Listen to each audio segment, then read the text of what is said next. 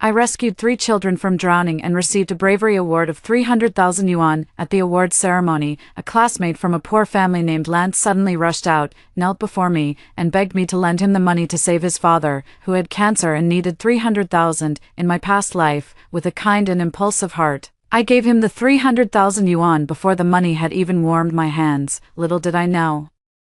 This was the beginning of my nightmare. From then on, he clung to me like a leech, constantly draining me. Whether it was his grandmother's illness, his mother's injury, or his sister's tuition fees, he repeatedly guilt-tripped me with moral blackmail, even forcing me to take out online loans. I discovered he had used my money to buy a house and all sorts of luxuries. When I refused to give him more, he got so angry that he pushed me down the stairs. If it weren't for you, I never would have known how amazing it is to live with money. You've given me a taste of the good life, so you can't just send me back to being poor. You've destroyed me. Do you even realize that? I fell to my death, opening my eyes again. I was reborn back to the moment when I accepted the award for bravery from the principal, just as Lance rushed onto the stage and knelt before me.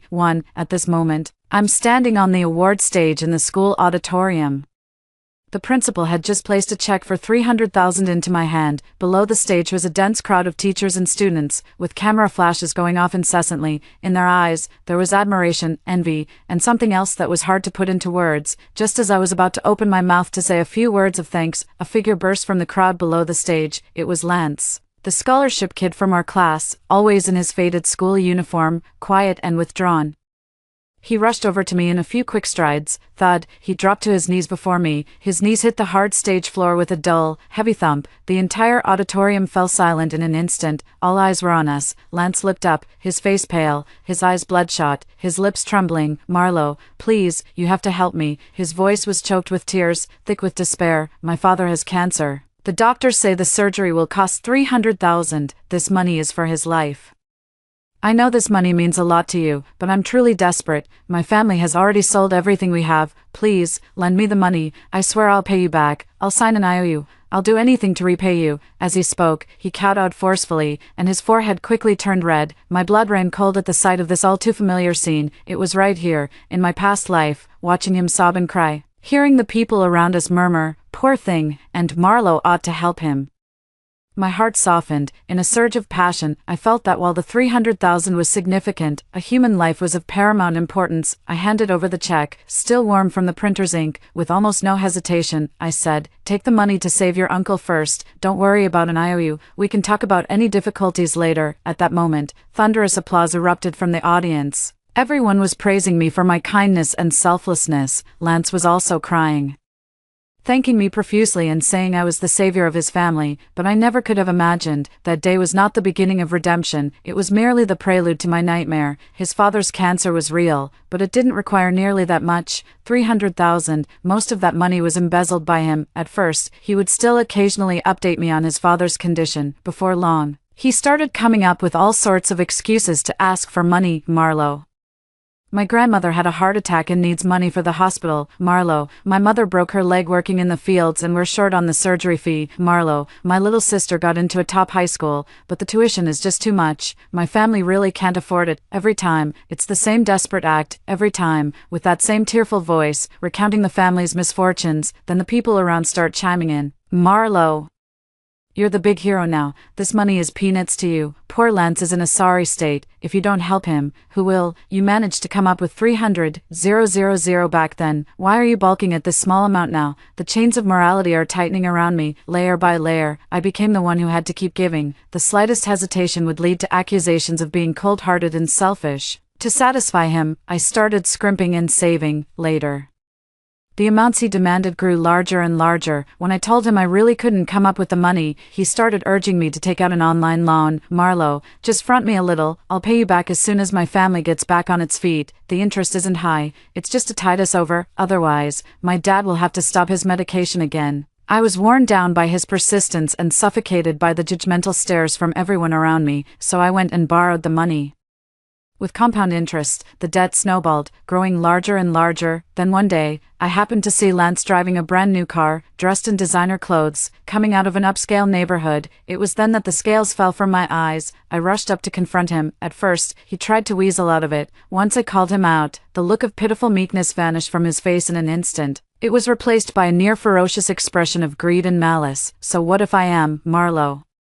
If it weren't for you, how would I have ever known how good life could be with money? Now that you've given me a taste of the good life, you can't expect me to go back to being poor. You've ruined me, you know that. I was shaking with rage, demanding he pay me back and cover the hole in the online loan. He just let out a cold laugh. The money's all gone. How am I supposed to pay it back? If you keep pushing me, we're all going down together. In the heat of the argument, he shoved me hard. I was standing right on the edge of the apartment building's rooftop. I lost my balance and fell, tumbling down like a dead leaf. In that moment of weightlessness, I saw him standing on the rooftop. There wasn't a trace of remorse on his face, only a cold, almost relieved indifference. If it weren't for you, I'd never have known how wonderful it is to be rich. How could you make me poor again? His words became the final echo at the end of my life.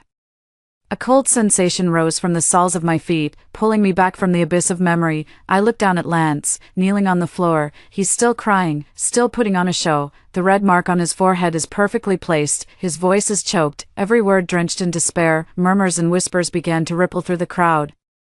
Oh my God, that's so tragic. Cancer, that's a death sentence. 300,000, just enough to save a life. What a coincidence. Marlowe just got a bonus, so she'll probably help him out, right? Of course she will. She's the kind of hero who always steps up. Familiar words, a familiar atmosphere, just like in my last life. Exactly the same. Just this once, my heart was as cold as ice. I looked at Lance and began to speak. Slowly, my voice was not loud, yet it carried clearly throughout the entire, silent auditorium. Lance, get up first. Lance seemed taken aback by my reaction. His sobs hitched for a moment before he started crying even harder. No, I won't get up unless you agree. Marlowe, please, I'm begging you, save my father. As he spoke, he made to kowtow again. I took a step back, evading his movement. Get up, let's talk this through properly. My tone was flat, devoid of any discernible emotion.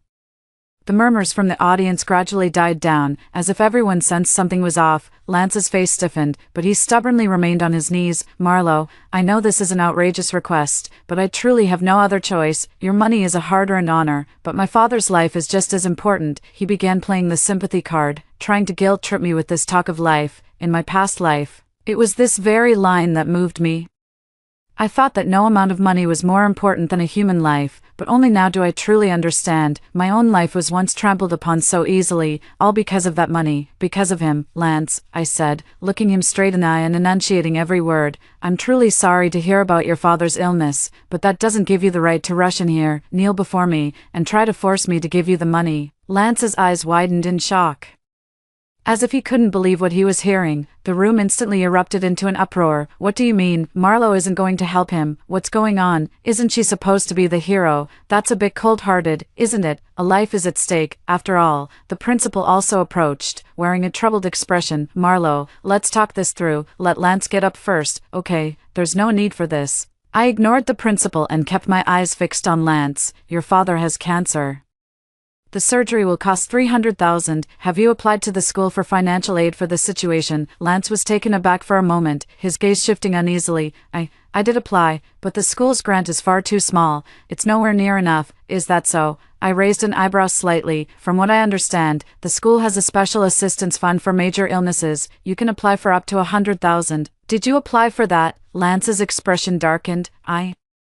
I haven't had the chance yet. Haven't had the chance. I smiled, a cold edge to the smile. Your father is so critically ill he needs a 300,000 surgery, yet you found the time to come here and beg me on your knees, but not the time to apply for the university's relief fund. Lance's lips moved, but no words came out. The murmurs from the audience began to take on a different tone. Right, doesn't the school have a relief fund? Why hasn't he applied for it? Don't tell me he's trying to get Marlowe's prize money directly. Lance had clearly overheard these comments, and a flicker of panic crossed his face. He hurried to explain. That's not what I meant. I just thought Marlowe would be faster here, and besides, 100,000 isn't enough. If it's not enough, we can think of other ways, I said calmly. For example, we could appeal to the public and start a crowdfunding campaign. The internet is so widespread now. Many people are willing to help those who are genuinely in need, or, you could talk to the hospital and see if you can defer payment for part of the bill, to be settled later. There are many possible solutions, but you chose the worst possible way. I paused, then raised my voice. You rushed onto the stage, knelt before me in front of the entire school, and used your father's illness to pressure me into giving you this award for bravery. This isn't asking for help.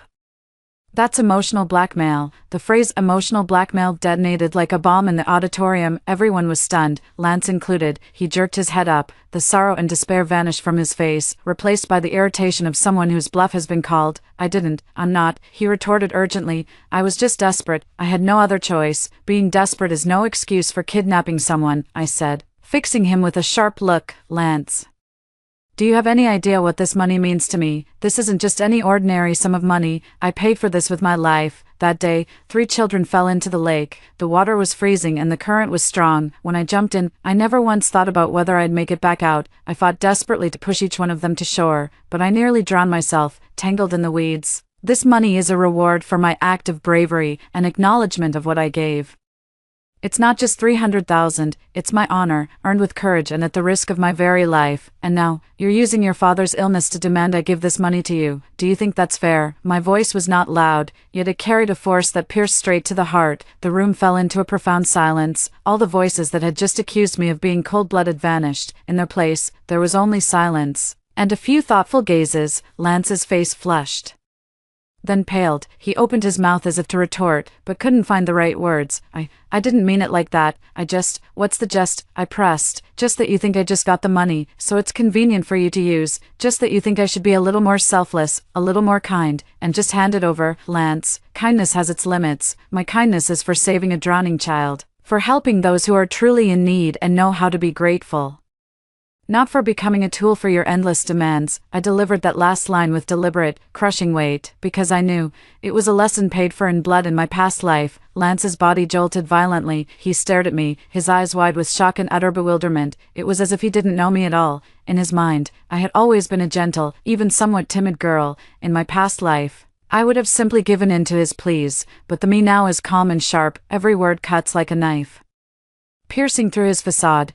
How can you say that? Lance's voice trembled, whether from anger or panic. My father is dying. If you stand by and do nothing, how can you live up to being called a hero? He's starting to throw labels at me again, trying to hold me hostage with the hero title.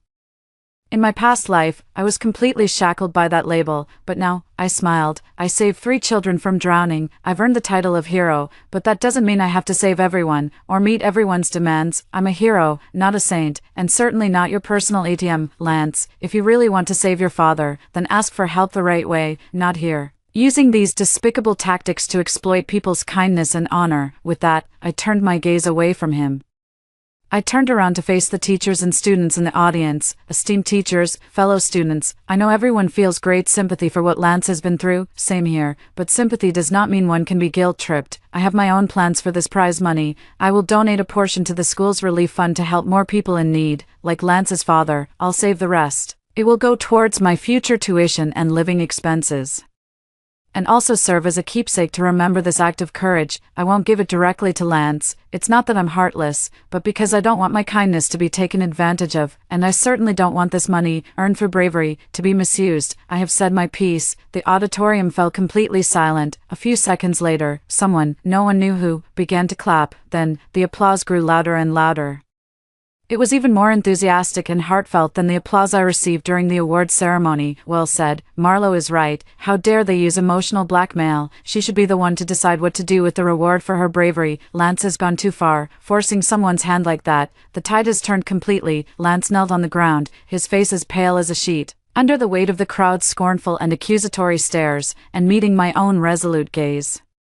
The truth finally dawned on him. This time, his little scheme had fallen flat. He scrambled to his feet, shot me a venomous glare, then covered his face and fled the stage in disgrace, bolting out of the auditorium. No one moved to stop him, nobody went to comfort him. Watching his back as he fled in disarray, I felt no satisfaction in my heart, only a weariness that comes after liberation, the debt from my past life. In this life, I can finally sever it with my own hands. The principal walked over, patted me on the shoulder, his eyes filled with approval. You did the right thing, Marlo. I nodded and tightened my grip on the check in my hand. The corner of the check was digging into my palm, but this time, I could feel with perfect clarity that it was mine alone. From this moment on, I will take back control of my own life, too. After the awards ceremony, I became an even bigger focus of attention at school. Some say I'm upright and unwavering, a man of principle.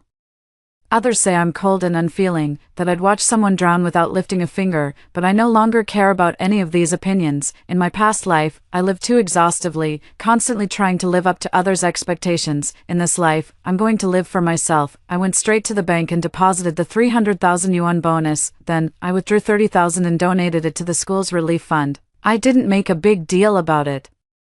I just quietly took care of the paperwork. I don't want to be held hostage by any halo or reputation anymore. After finishing all of that, I felt a wave of relief wash over me. It was as if a great weight had finally been lifted from my shoulders. When I returned to the classroom, the atmosphere was somewhat tense. My classmates' gazes held a mix of different emotions. There was curiosity, admiration, and a touch of distance. Lance was absent from class. His empty seat sat there, a silent, mocking presence. My deskmate Chloe leaned in and whispered, "Marlo, you're amazing. I was terrified yesterday, thinking you were going to cave in again." Chloe was one of the few friends I had in my past life, but we drifted apart later because of the whole Lance situation. In this life, I don't want to lose this friend again. I smiled wryly. I was such a fool back then. Chloe sighed. Lance really went too far. Even if his family was in a tough spot, that's no excuse for what he did.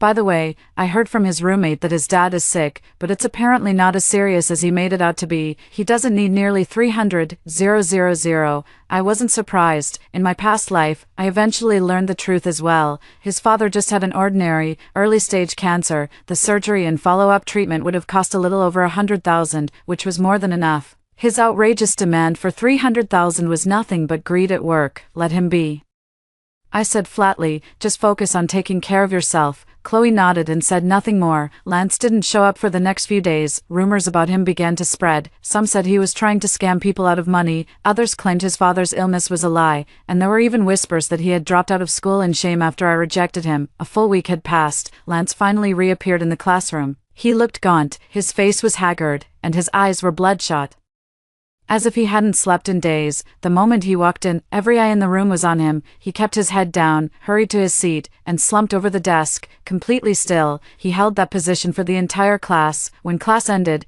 I was just about to step out for some fresh air. Lance suddenly looked up and called out to me, "Marlo." His voice was hoarse, rasping with exhaustion. I stopped, turning to look at him. "What is it?" He stood up and walked over to me.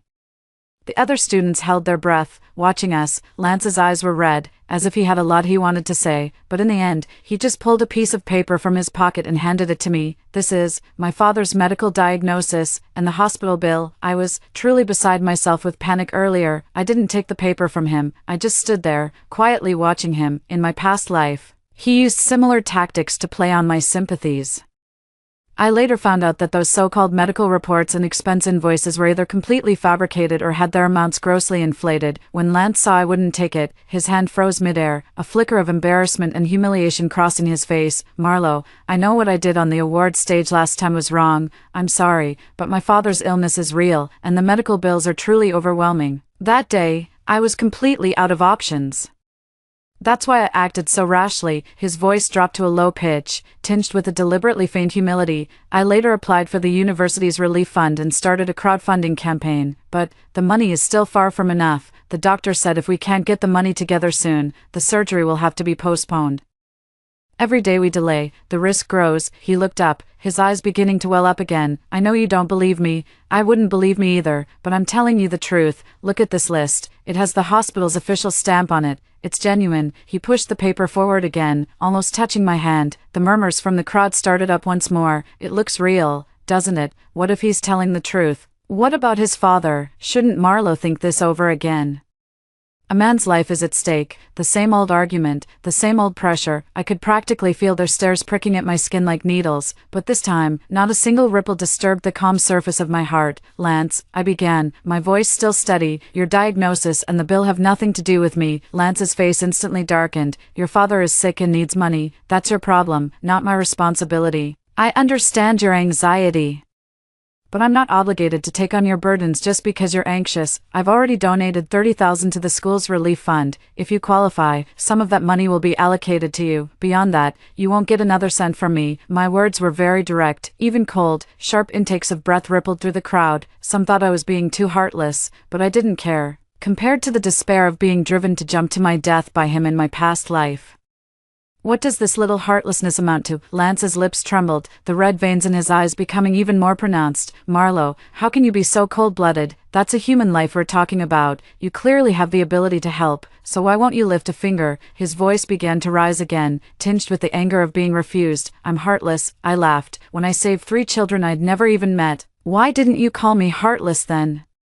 When I donated 1/10 of my prize money to the relief fund, why didn't you call me heartless then? Lance, it's my money, and I have the right to decide what to do with it. I could choose to donate it to a foundation to help more people, or I could keep it to improve my own life, but I will not choose to give it to you, because you don't deserve it. I emphasized the last 3 words. Lance staggered back a step, as if he'd been punched in the gut. He stared at me, his eyes filled with disbelief and venom. I'm not worthy, Marlowe. What gives you the right to say I'm not worthy? Just because I'm poor, just because I'm not some great hero like you. His voice grew more and more agitated, drawing an even larger crowd. Does being poor mean my father deserves to just wait for death? Does having money give you the right to stand by and do nothing? You earned your money with your life. So does that mean my father's life is worthless? He began to roar, as if unleashing all his pent-up resentment. You think refusing me is some noble act. You're just selfish, stingy, afraid I won't pay you back. You're no hero. You're just a cold-hearted, ruthless miser. A torrent of venomous words came crashing down on me. The people around him were stunned by his outburst, and for a moment,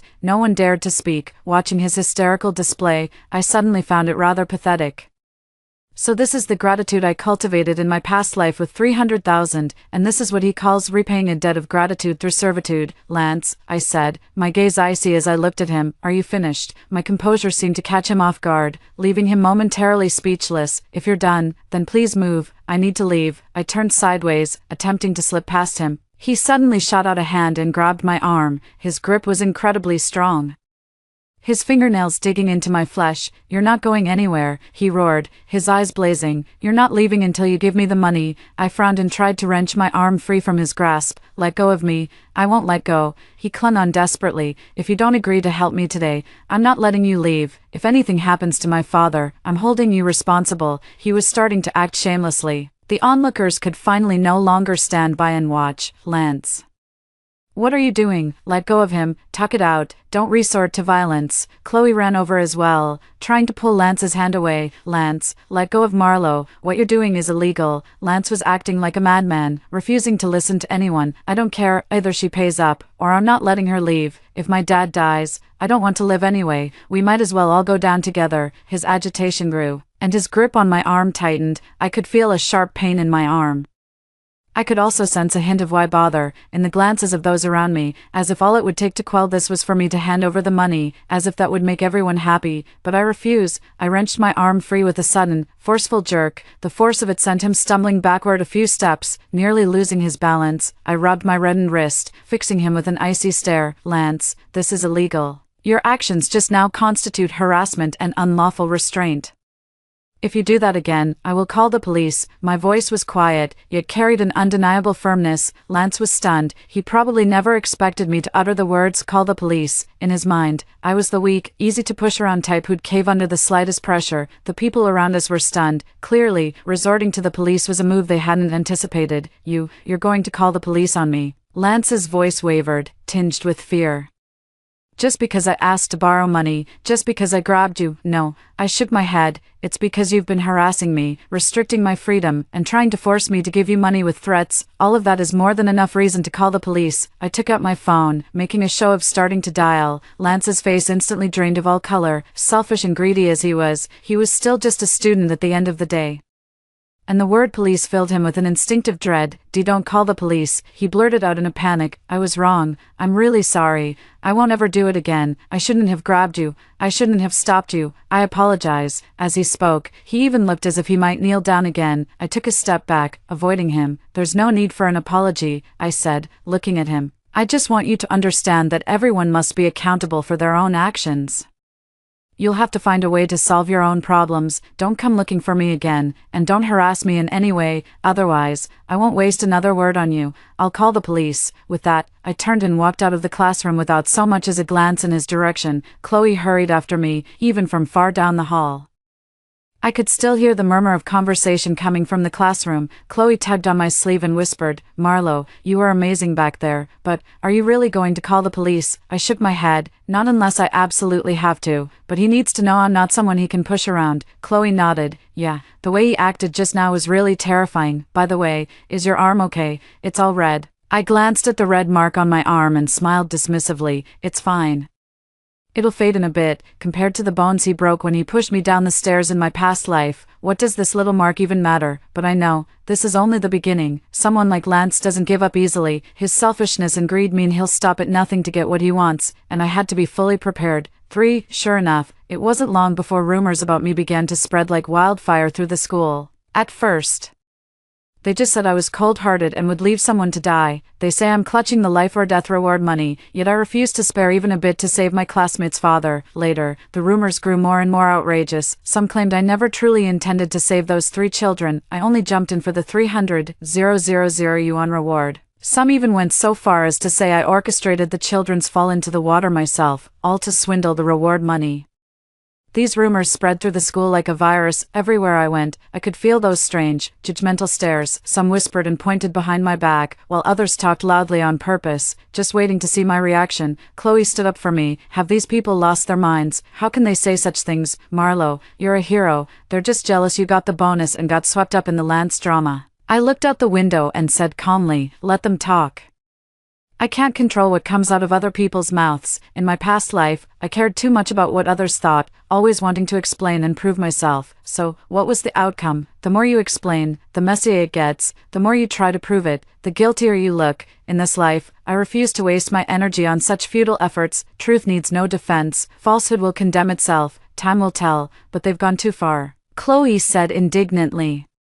"I heard it was Lance who's been bad-mouthing you behind your back. He's definitely getting back at you for not giving him the money. I'm not surprised, given Lance's personality. After being turned down by me and humiliated in front of everyone, he was bound to try and get his revenge. Spreading rumors is what people like him do best." "I know," I said flatly, "but without proof, saying anything is pointless. Besides, even if we had proof, what good would it do? At most, the teacher would scold him a bit. The rumors would still spread anyway." Chloe sighed. "So you're just going to let people keep saying things about you? What else can I do?" I smiled wryly. "Go explain myself to each and every one of them, or pick a fight with Lance. Neither would work. All I can do right now is ignore it and not let it get to me. Study hard and live well. After a while, they'll get bored and naturally stop talking." That's easy to say, but it's impossible for it not to affect you when people talk about you like that. It's just that I've learned to push those negative feelings down. Compared to what I endured in my past life, this bit of gossip is truly nothing. However, things did not settle down over time as I had hoped. Instead, they intensified. Some parents even began complaining to the school, saying I had poor character and was unfit to be a hero, demanding the school revoke my bonus and honorary title. The school actually called me in for a talk. Bowing to the pressure, in the office, the dean sat across from me, his expression stern. "Marlo, I assume you've heard the rumors that have been going around the school lately." I nodded. "I have. So, is there anything you'd like to explain?" The principal looked at me. "For instance, about your motivation for saving someone, and the situation between you and Lance." I looked at the principal and suddenly found the whole thing rather absurd. "Sir, when I saved him, I wasn't thinking about motivation. It was an emergency. All I was thinking about was getting the child out of the water. As for the bonuses and honors, they are acknowledgements from the school and society, not something I went out of my way to seek. As for Lance, I've made myself perfectly clear. Helping him is a favor, not helping him is my right. I have no obligation to be responsible for his troubles." The dean furrowed his brow and said, "Marlo, I know you've been wronged, but the situation is causing a lot of negative attention. Many parents and students have voiced their concerns. So, do you think you could find a way to smooth this over? For instance,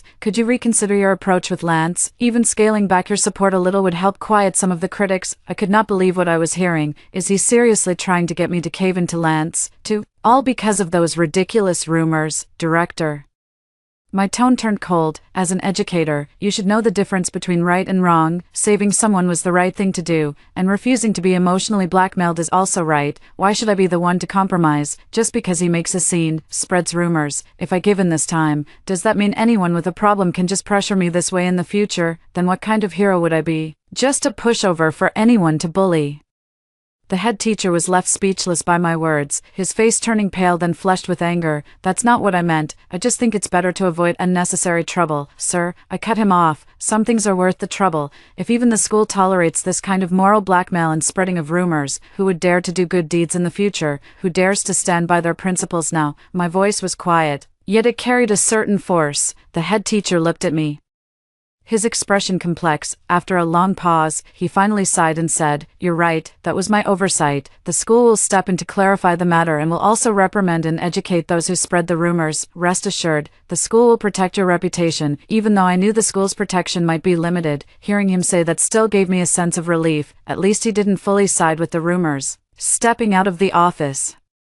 The sunlight was a bit harsh. I squinted, but in my heart, I knew, the school's clarification probably won't truly quell the rumors. What they want is not the truth, it's a result that fits their expectations. They want me to be a perfect hero, selfless, devoted, always putting others' needs before my own. The moment I failed to meet that expectation, they become disappointed, then enraged, and attack me with the most vicious words. This is the blindness and selfishness of human nature. They don't care about the truth, only whether their own feelings are validated. And Lance, he exploited this very point. Sure enough, after the school posted its clarification notice, it had little effect. Some even claimed I had bought off the school to speak on my behalf. The rumors persisted. Lance, however, carried on as if nothing was wrong, attending class punctually every day. Though the look in his eyes when he glanced my way grew increasingly sinister, he stopped approaching me directly, yet he always managed, in the most casual of ways, to let me overhear some new piece of gossip or negative comment about myself. I know what he's waiting for.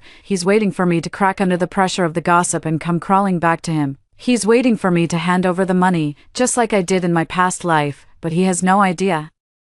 In this life, I am no longer that young girl who cares about what others think. His rumors cannot harm me in the slightest, for the peaceful days did not last long. Lance's patience was clearly thinner than I had imagined. Seeing that the rumors couldn't break me, he began to resort to more direct methods. That afternoon, I went to the library to read. By the time I left the library, it was already dark. I had just turned the corner into a quiet alley when a figure suddenly darted out from the side, blocking my path. It was Lance. He was followed by two other guys who looked rough and shifty, definitely not from our class. My heart sank. I instinctively took a step back, eyeing them warily. "Marlowe, we need to talk." Lance's voice was low, laced with a sinister chill. "I have nothing to say to you," I said coldly. "Get out of my way." "Nothing to say." Lance laughed, a smile tinged with malice. "You ruined me." "How can there be nothing to talk about?" "My father's surgery has been delayed for ages because we don't have the money. His condition is getting worse by the day, and it's all your fault, because of you. I'm the laughingstock of the whole school. I can't even hold my head up." He grew more agitated with every word, the venom in his eyes practically spilling over. "What gives you the right to live it up with that 300,000? What gives you the right to watch my family fall apart? Today, you're giving me that money, or you're not going anywhere." The two boys behind him took a menacing step forward, their faces wearing malicious grins. It was clear they were here to threaten me. In my past life, he had constantly pestered me for money, but he never dared to resort to this kind of method. It seems my refusal in this life has truly and thoroughly enraged him. "Lance, what do you think you're doing?" I forced myself to stay calm. "This is a school. You wouldn't dare start something here." "Start something?" Lance sneered. "We just want to have a little chat with you. If you know what's good for you, just hand over the money. It'll be easier for everyone. Otherwise," he glanced at the two guys behind him, "I can't promise what might happen." The two boys cracked their knuckles in unison, a menacing sound that echoed in the air. The threat was unmistakable. I took a deep breath, my mind racing. A direct confrontation was out of the question. As a girl, I stood no chance against the three of them. "Run, they're blocking the way. We might not even make it." Just as tensions were reaching a breaking point, a soft, gentle voice suddenly came from the side. "Oh my, isn't that Marlowe and Lance? What are you two doing out here so late?" I turned to look. It was Sophia from our class. Sophia had delicate, pretty features and always spoke in a soft, gentle voice. She loved playing the role of the peacemaker, inserting herself into every minor conflict to mediate. On the surface, she seemed gentle and harmless, but in reality, she was a master of feigning ignorance while knowing full well what she was doing, cutting people with a velvet glove. In my past life, she was always whispering in my ear about how pitiful Lance was, urging me to help him one last time. It seemed like she had my best interests at heart,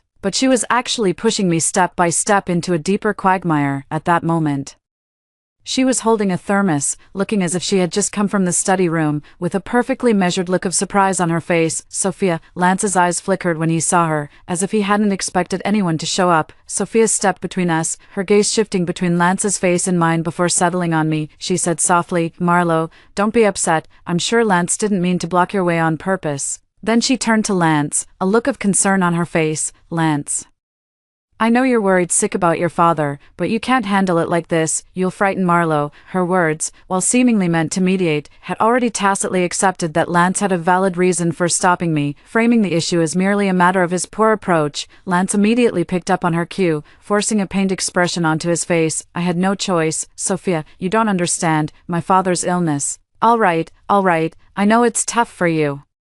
Sophia cut in, giving his arm a gentle pat. Her manner was as intimate as if she were comforting a wronged younger brother. "But Marlo has her own struggles too. That prize money means a lot to her, so it's understandable she wouldn't want to part with it easily." As she spoke, she turned her gaze to me, her eyes filled with a knowing, pitying look. "Marlo, I know you're not heartless.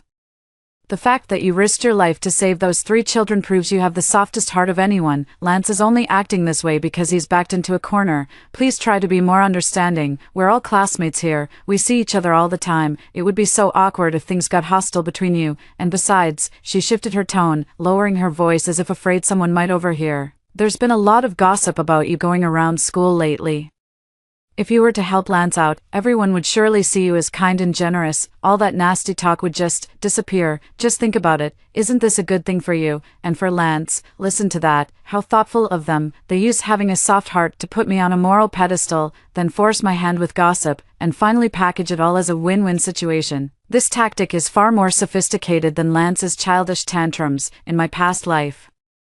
I was fooled by her kind of gentle persuasion, believing she had my best interests at heart, and I compromised and backed down time and again. "But now, it just makes me sick, Sophia," I said, looking at her with a flat tone. "You seem to know an awful lot about what happened between us." Sophia was taken aback for a moment, then put on an innocent expression. I just heard it from others. I thought it was a difficult situation for both of you." "Oh, really?" I smiled, my gaze sharp as it swept over her. "Then do you know what Lance and his crew are trying to accomplish by cornering me?" Sophia paled slightly, her eyes darting away. I just got here. I'm not really sure." "Lance, you're not actually planning to do something to Marlo, are you?" "You can't do that." She launched into another one of her righteous lectures aimed at Lance. As if she hadn't just been the one hinting that I could lend a hand to quell the rumors, Lance was clearly growing impatient. His initial intent to intimidate me had been thoroughly disrupted by Sophia's interference, deflating his menacing aura. "I'm not trying to do anything," he snapped irritably. "I just want her to give me the money." "Lance," Sophia frowned, her tone full of reproach. "How can you still say that? There's no way Marlo would." "Sophia," I cut her off again. "If you really think what he did was wrong, you should be dragging him away, not standing here trying to get me to cut him some slack. If you feel sorry for his father and want to help, you can give him your own money. No one's stopping you. Don't hold me to your moral standards. Whether I help him or not is my own business. It's not your place to tell me what to do." My words landed like a slap across Sophia's face. Her face flushed crimson in an instant.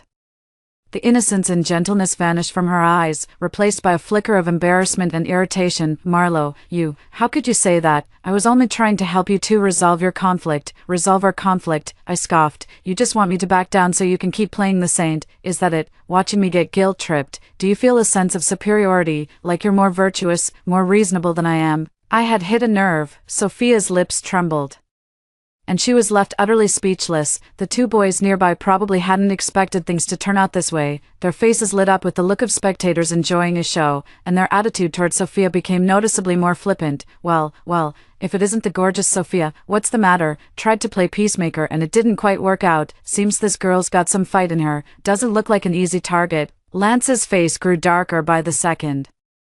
He'd hoped to use Sophia to defuse the tension and then pressure me into compliance. He never expected I'd shut Sophia down with just a few words, leaving her flustered and making him look even worse. "Enough talk," he snapped, glaring at me. "Marlo, I'm asking you one last time. The money, are you paying up or not?" "No." I met his gaze without flinching. Fine.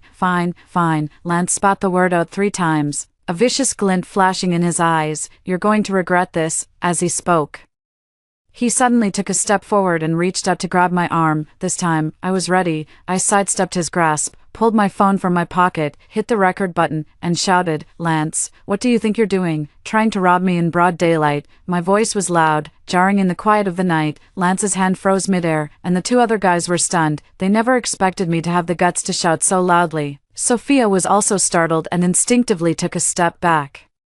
"What are you yelling for?" Lance exclaimed, a mix of shock and anger in his voice. "Who's trying to rob anyone? You've got your crew cornering me, forcing me to hand over money. What else would you call that but a robbery?" I held up my phone, my tone resolute. "I've got it all recorded. If you lay a finger on me, I'm calling the police right now." By then, attempted robbery, on top of the previous harassment, will be more than enough to ruin you?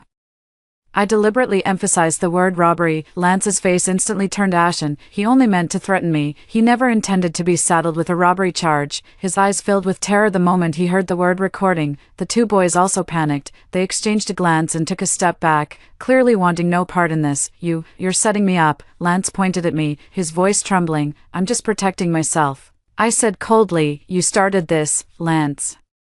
"That's enough," one of the guys said, pulling on his arm. "She came prepared. Don't let this get out of hand." The other guy chimed in, "Yeah, we don't need the cops involved. Let's just get out of here." Lance looked at the phone in my hand, then at the two guys beside him who clearly wanted no part of this, and finally at Sophia's embarrassed face. He knew he wasn't getting anywhere today. He shot me a vicious glare, his eyes burning with pure malice. "Marlo, you're going to pay for this." After hurling the threat, he turned on his heel and stalked off. The two other boys quickly scurried after him. Sophia watched Lance's retreating back, then looked at me. She opened her mouth as if to speak, but thought better of it. Instead, she shot me a venomous glare and hurried away. At last, the surroundings fell silent. My hand, still clutching the phone, was slick with cold sweat. I had kept a calm face, but deep down, I was terrified. If they had truly charged at me without restraint, I would have been utterly defenseless, but I knew I couldn't back down. To retreat even a single step would be to plunge into the abyss. I took a deep breath, steadied myself, and walked briskly toward the dormitory. On the way, I listened to the recording several times. Only after confirming that Lance's threats and the voices of those two boys were clearly captured did I feel a slight sense of relief. It might not be solid proof, but it's a deterrent at the very least. Back at the dorm, Chloe saw I looked upset and immediately asked what was wrong. I told her everything that had just happened. "That's outrageous." Chloe was trembling with anger. "How dare Lance do that?" And Sophia, she actually took his side. I always had a bad feeling about Sophia. She puts on this sweet, kind act, but she's a master at stirring up trouble. Remember when Lance was causing that scene in class? She was right there, whispering to Marlo, "If you don't help him, people will talk." It made my skin crawl right then and there. I nodded. "That's her, all right. She pretends to be the peacemaker, but she's really just helping Lance put pressure on me. People like her are even more dangerous than Lance. Lance's malice is out in the open, but Sophia's is hidden behind a mask of gentleness, making it impossible to guard against. So what do we do now?" Chloe said, her voice full of worry. "Lance already had people corner you. What if he escalates things?" "I don't know," I said, gazing out at the heavy night beyond the window, "but I know he won't let this go. We just have to be more careful, and I can't just stay on the defensive anymore." Chloe looked at me. "What are you thinking?" "So he wants to ruin my reputation." My eyes turned cold. "Then I'll just show everyone what kind of man he really is." In my past life, I went to my grave not knowing that Lance had not only swindled me out of my money, but was also involved in all sorts of shady dealings behind my back. This time around, I may not have the gift of foresight, but I can investigate. I'll look into his so-called difficulties and uncover the truth behind those crocodile tears. I'll show everyone exactly what kind of person they've been pitying. 5. In the days that followed, I went to class and studied as usual on the surface, but behind the scenes, I began watching Lance's every move. I knew Lance's Achilles heel. He cared most about people's pity for him and was terrified of anyone discovering his true nature, so I can't risk tipping him off. I had Chloe keep an eye on Lance's movements and his conversations with others, while I focused my efforts online. In my past life, Lance had bragged to me, quite smugly, about how good he was at using the internet to raise funds. I remember him mentioning a few crowdfunding platforms back then, along with his frequently used social media accounts. I tried searching for Lance and his father's name on those crowdfunding platforms, and sure enough, I found the campaign he had started. The project description was a real tearjerker, painting his father's condition as extremely critical and their family situation as utterly destitute, with a staggering target amount of 300,000 yuan. There were already quite a few donations below, and the comments section was filled with nothing but messages of sympathy and encouragement. I took a few screenshots and then carefully reviewed the project's update log. Every day, he would post an update on the condition. The content was always more or less the same, phrases like critical condition or urgently need money. The accompanying pictures were either a photo of his father lying in a hospital bed, face not visible, or some blurry medical bills. It all seemed flawless, but I knew it was all an elaborate lie he had woven. I tried searching for his social media accounts again. He was cautious, not using his real name, and his profile picture was a landscape photo, but I remember in his past life, he liked to post reflections on his account, and his writing always carried a bitter tone of unrecognized talent. Based on this trait, I repeatedly sifted through several platforms where he might be active and finally found a suspicious account. The owner of this account called himself a student from a humble background. He often posted complaints about life's unfairness and lamented the cruelty of fate, occasionally lacing his words with scorn for the wealthy. The latest post was from 3 days ago. Some people, with their hands stained in blood money, treat human life as worthless. A hero like that is better off not existing. It wasn't said outright, but given the timing and context, it was almost certainly about me. I scrolled back through his older posts and found something even more interesting. 2 weeks ago, he posted a picture of a brand new pair of limited edition sneakers with the caption, "All that hard work finally paid off."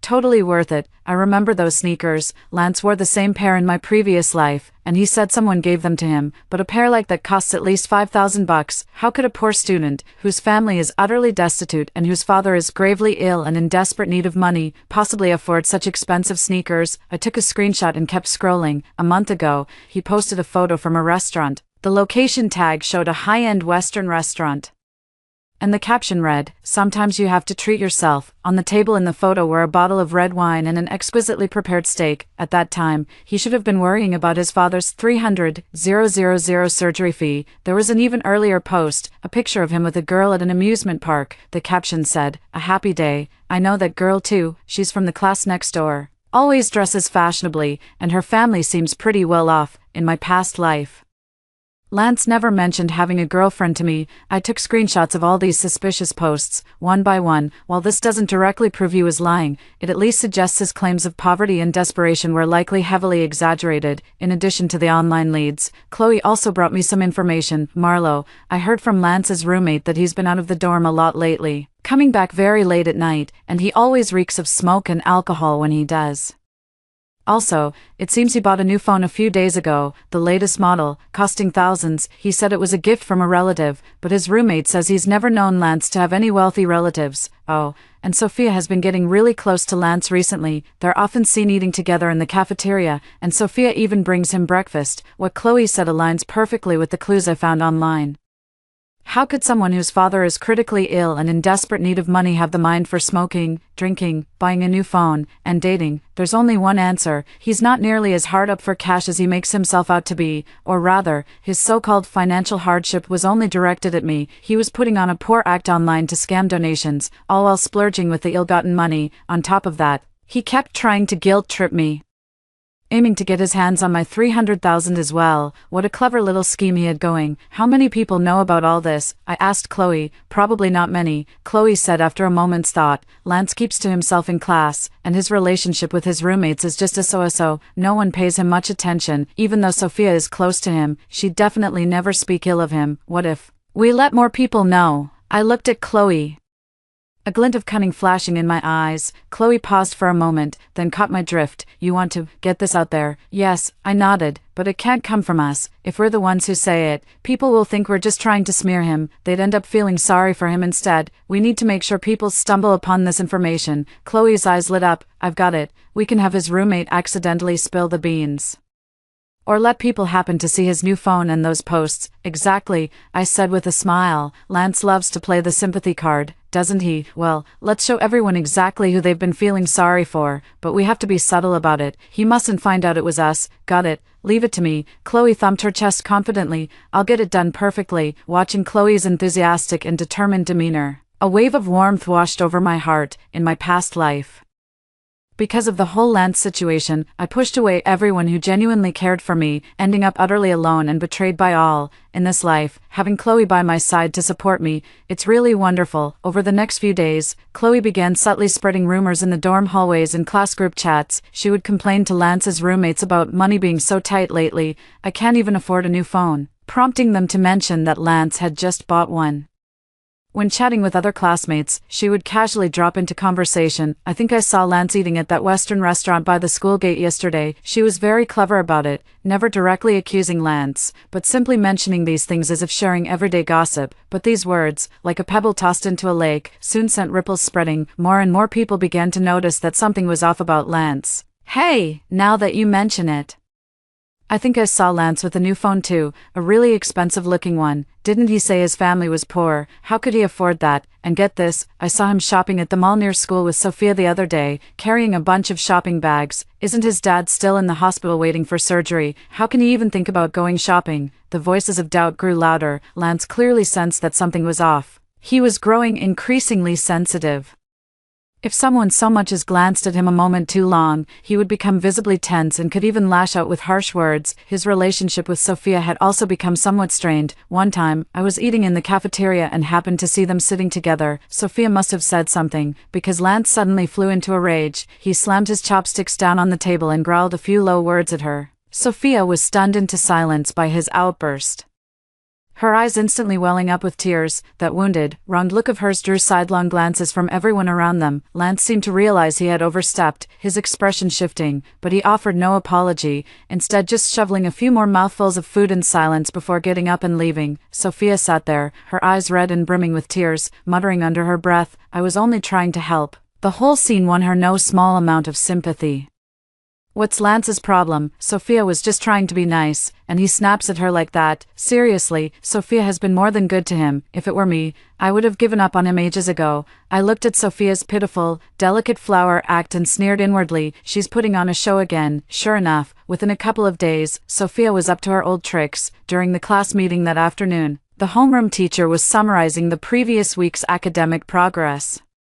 Sophia suddenly raised her hand and said timidly, "Teacher, there's something I'd like to share with everyone." The homeroom teacher paused for a moment, then nodded. "Go ahead," she said. Sophia stood up, took an envelope from her school bag, walked to the front of the classroom, and handed it to the teacher with both hands. "Teacher, this is the 5,000 yuan I've saved up. I'd like to donate it to Lance, hoping it can help with his father's medical treatment." Her voice wasn't loud, yet it carried clearly to every corner of the classroom. Everyone was stunned. 5,000 yuan is no small sum for a student, especially Sophia. While she usually dresses quite neatly, everyone knows her family is just ordinary. This money was likely saved up through a long period of scrimping and saving. "Sophia, you..." The homeroom teacher was also taken aback. With red-rimmed eyes, Sophia shook her head. "Teacher, I know 5,000 isn't much, and it might not be of great help, but I just couldn't stand seeing Lance in such a difficult position, and I couldn't bear to watch everyone arguing over this any longer. Marlo has her reasons for not wanting to help, and I don't blame her, but I'd like to do my small part, in the hope of inspiring everyone to help Lance out together." As she spoke, her gaze swept over me, deliberate yet casual, carrying a hint of barely perceptible provocation. Well,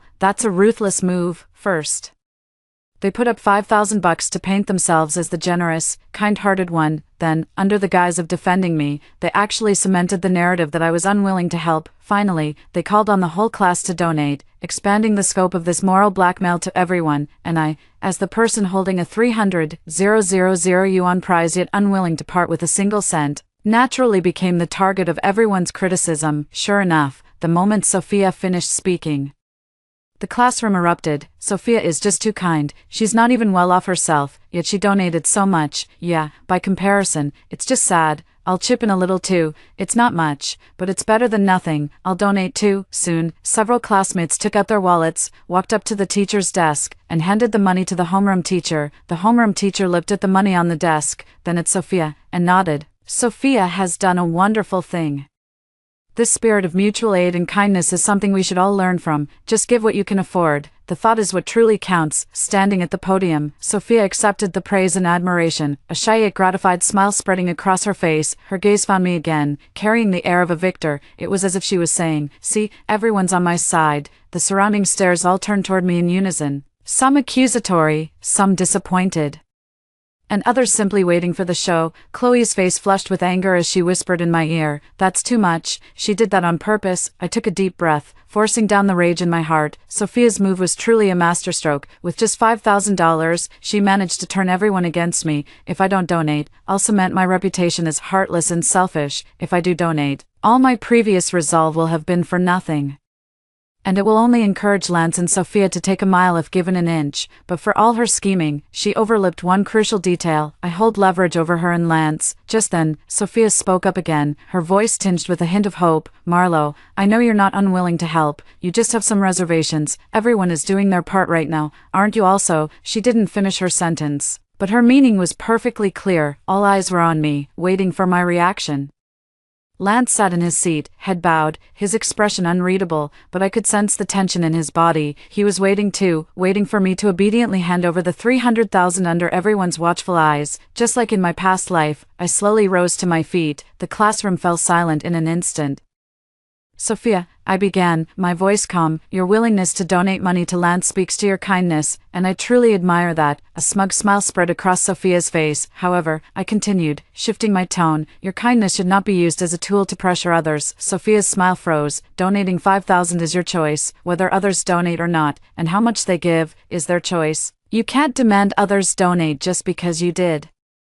And you certainly can't expect them to give according to your standards, especially me. I looked at Sophia and said, enunciating every word, the 300,000 I have is a reward for a good deed, not a charitable fund. I've already donated 30,000 to the school's relief fund to help everyone in need, including Lance. That's the absolute limit of what I can do. As for giving money directly to Lance, I've made it perfectly clear, that's not happening. No matter how many people donate, or who they are, my decision will not change. My words were like a bucket of cold water, dousing the donation enthusiasm that had just ignited in the classroom. The faces of those waiting to see me fail fell with disappointment. Sophia's face fell. She hadn't expected me to be so utterly unyielding. Marlo, how can you say that? Her voice held a note of hurt. I didn't kidnap you, You just wanted everyone to think I should donate that 300,000, right? I cut her off. You just wanted to use your 5,000 to make me look stingy, right? Sophia's face flushed crimson in an instant. I did not. Don't you dare make such a vile accusation. You know perfectly well if I'm making baseless accusations, I said, looking at her. You talk about Marlo having his reasons, while using your own donation to steer everyone's blame towards me. Don't you find that tactic utterly despicable? And you, Lance? I turned my gaze to him. Sophia was willing to fork out $5,000 for your sake. What about you? You take the money everyone donated and spend it on limited edition sneakers, fancy restaurant meals, and amusement park dates. Does your conscience not ache at all? My words exploded in the classroom like a bomb. Everyone was stunned. What? Lance bought limited edition sneakers, and he went to a fancy restaurant. On a date? How is this possible? Didn't he say his family was dirt poor? Lance's head snapped up, his face as pale as a sheet, his eyes filled with terror and rage. What are you talking about? Marlo, don't you dare slander me here. Slander you? I sneered, pulling out my phone, opening a screenshot, and holding it up. These limited edition sneakers, you bought them about 2 weeks ago, right? Over 5,000 yuan. For a needy student whose father is critically ill and urgently needs money, isn't that a bit too extravagant? The phone screen wasn't large, but the students in the front row could see it clearly. That screenshot was precisely the photo of those sneakers I had previously found on Lance's social media account. Lance's body jolted violently, his lips trembling, unable to utter a single word. Sophia was stunned too. She clearly had no idea Lance had this up his sleeve, and this. I clicked open another photo, this one of a restaurant. This Western restaurant has a minimum spend of at least 500 per person. When you were here treating yourself a month ago, did it even cross your mind that your father was still in the hospital, waiting for money to save his life? And this, I continued, opening a photo of him with that girl. She's from the class next door, right? Whose money were you using when you went on that date to the amusement park? Was it the 5,000 Sophia donated, or the life-saving funds everyone contributed on the crowdfunding platform? One screenshot after another hit Lance like a series of stinging slaps across the face. It was a slap in the face to everyone who had felt sorry for Lance. A deathly silence fell over the classroom. Everyone stared, dumbfounded, at the screenshot on my phone, then back at Lance, whose face had gone ashen. The students who had donated money earlier looked absolutely mortified. They finally realized what their compassion had been taken for. Sophia's face flushed and paled in turns. She stared at Lance, her eyes filled with shock, disbelief, and a flicker of anger at having been deceived. She probably never imagined that the person she had helped with all her heart was such a fraud. You, Lance pointed at me, trembling with rage, unable to utter another word. What about me? I put away my phone and gave him a cold stare. Lance. I have plenty more of these screenshots, including evidence of you exaggerating your condition and falsifying the amount on the crowdfunding platform. If you want to keep up this act, I won't hesitate to post all this on the school forum and let everyone see your true colors." Lance swayed and nearly collapsed into his seat. He looked at me, his eyes filled with fear and venom, but more than anything, despair. He knew it was over for him, completely. "You're too cruel, Marlowe."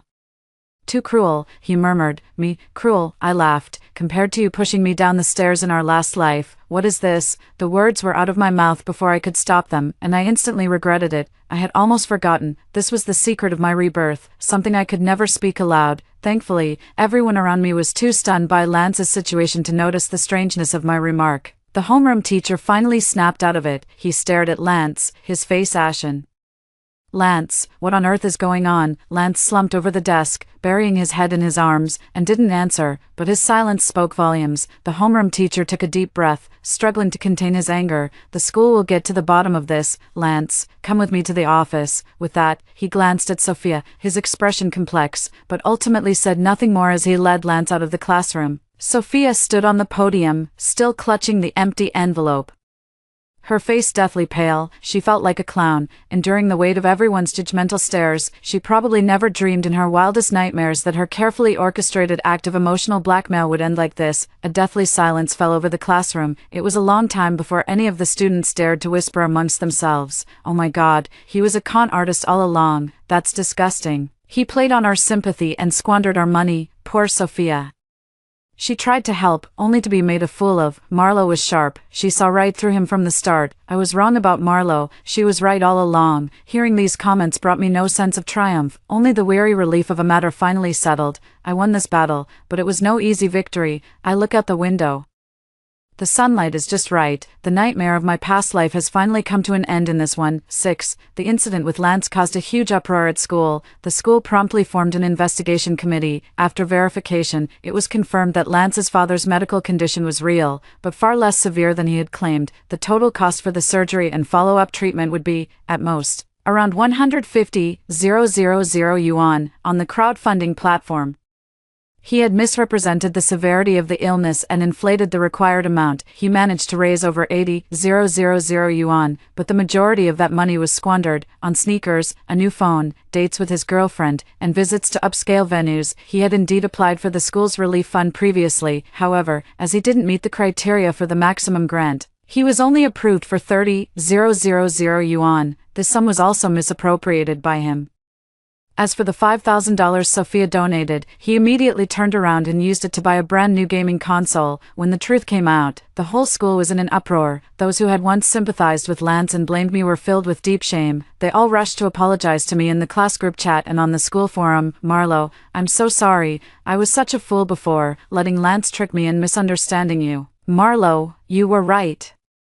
We shouldn't have tried to guilt-trip you. You've been wronged. We stand with Marlowe. The reward for your bravery is yours to decide what to do with." Sophia was left in the most awkward position. Not only did she donate money, but she also defended Lance at every turn, even going so far as to scheme and pressure me into donating. In the end, she discovered the person she had been supporting all along was a fraud. She became the laughingstock of the entire school. Some called her a foolish do-gooder, while others labeled her an accomplice. Gone was her former gentle and kind demeanor. She kept her head down all day, too ashamed to face anyone, and before long, she withdrew from school. As for Lance, he received the school's most severe punishment, expulsion. Simultaneously, the school contacted the crowdfunding platform, demanding he return all the donations. His family found out about the incident. It said his father was so furious his condition worsened, throwing the entire household into chaos. Later, it was rumored he was taken back to his hometown by his family and was never seen at the school again. The whole ordeal has finally blown over completely. At school, no one talks about me anymore, and no one looks at me with those strange glances. The looks in people's eyes have returned to the original mix of admiration and respect, with even a touch of newfound esteem.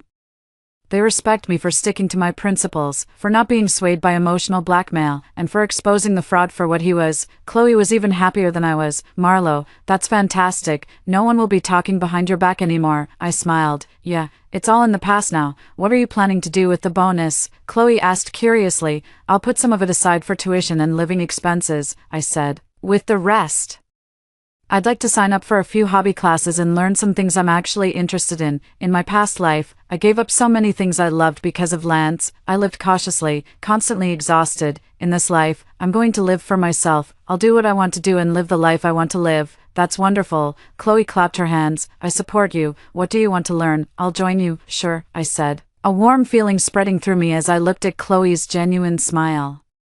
Life was finally getting back on track. My days were filled with classes, studying, and hobby clubs. With the occasional shopping trip or movie night with Chloe, there was no more harassment from Lance, no more gossip, and no more emotional blackmail. My life has become peaceful and fulfilling. Sometimes, I think back to my former self from my past life, that passionate, impulsive, yet weak girl who cared too much about what others thought. If not for that rebirth, I probably would never have escaped that vicious cycle of moral blackmail, doomed to repeat the tragedy of my past life. But now, I have broken free from my chains. I've come to understand that kindness is a choice, not an obligation. I can be kind, but my kindness must have an edge and a bottom line. I can help others, but I cannot let helping them ruin my own life. That day, as I passed by the school bulletin board, I noticed a new notice posted on it.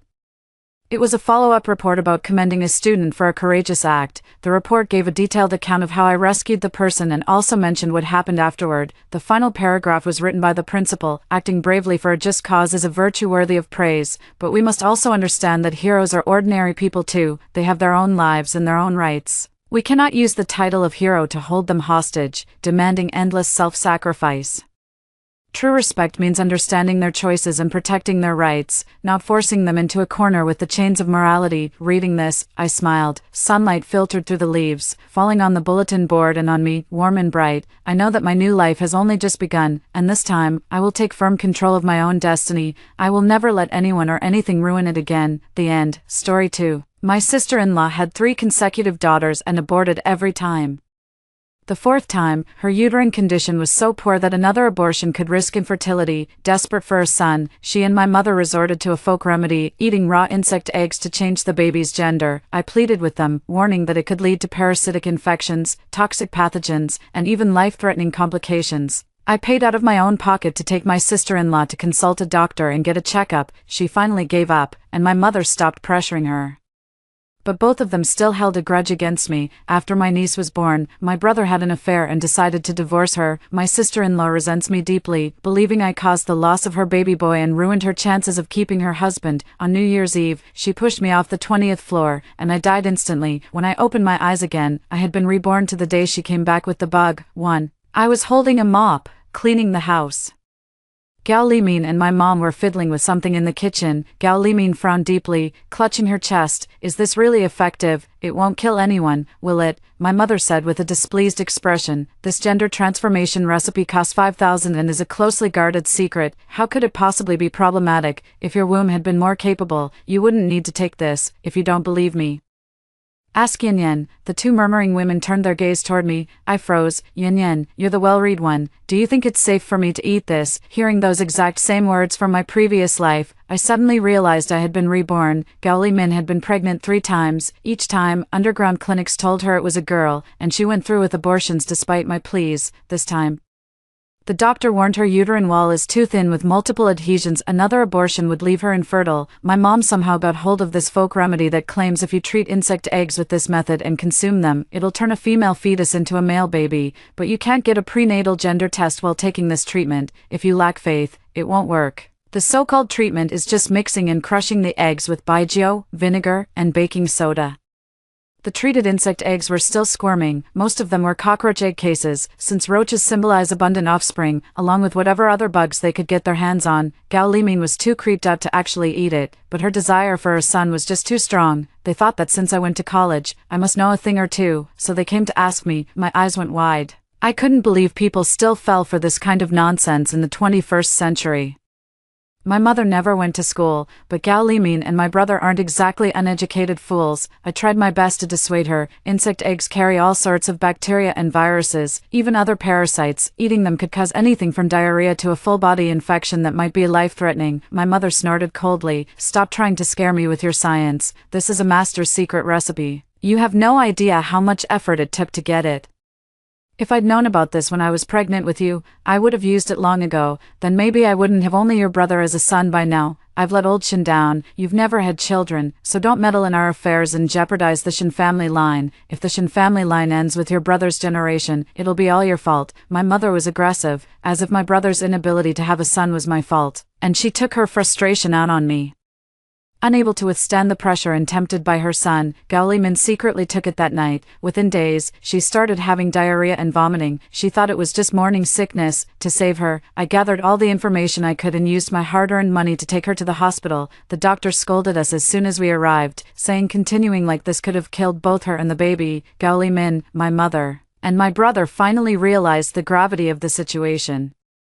Clutching my hand in tears, Gao Limin thanked me for saving her. My mother and brother stopped causing trouble, but to avoid jeopardizing the accumulated blessings, they still prevented my sister-in-law from getting prenatal checkups. They just kept talking about sons and grandsons every day. On the day my little niece was born safely, my mother and brother looked ashen-faced. My brother cheated on Gao Limin while she was still in postpartum confinement.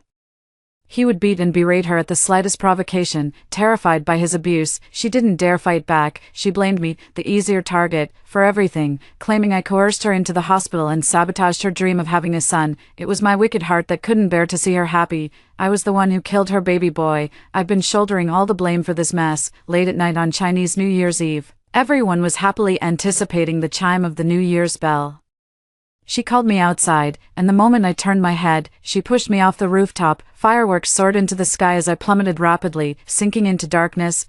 Consciousness returned. Yin, you're the well-read one. Do you think it's safe for me to eat this? I scoffed inwardly. The second chance I was given wasn't meant for you to pawn off your responsibilities on me, in this lifetime. I refuse to be dragged into your mess ever again. Let people live their own lives.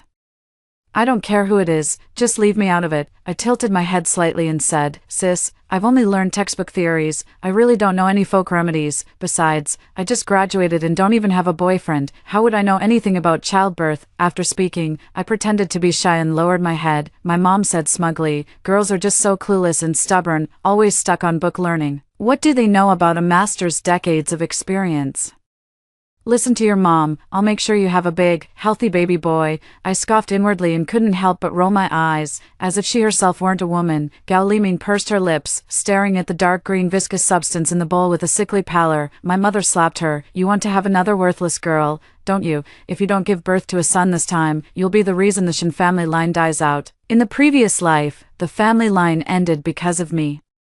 In this life, it's because of Gao Limin. It's not my brother's fault at all. I was speechless. All these years, I never knew our family had a royal throne to inherit. Gao Limin looked at me with a pleading expression. In my past life, I saved her, only to be pushed off the building by her and fall to my death. This time, I won't give her another chance to hurt me. I said calmly, Sis, you know how much Mom wants a grandchild. She'd never harm you, let alone her own grandson. My mother chimed in from the side. Gao Limin's eyes darted nervously as she picked up the bowl and downed it in one gulp. The moment she swallowed it, a wave of nausea hit her, but she clamped her throat shut, fighting her body's reflex to expel it. It took a long moment before the feeling subsided. She cradled her belly and whispered, Yaozu, your mother endured every hardship to bring you into this world. You must be a filial son when you grow up.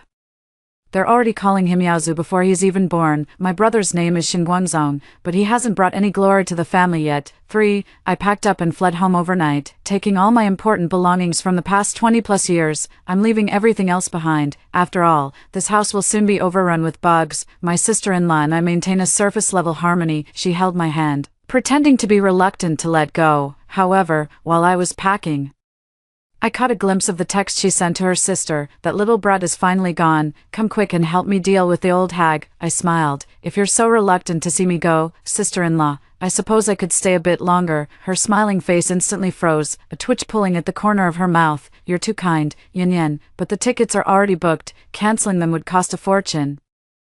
I haven't bought the ticket yet. Her grip on my hand tightened as she offered an awkward smile. Yin, remember to visit often, even when you're away. Keep Yaozu in your thoughts. You've got talent. He's counting on you to support him in the future. He's not even born yet, and they're already planning to leech off me. Was I a walking blood bank in my past life? My mother frowned deeply, thinking of running off before you're even married, with no sense of responsibility toward the family.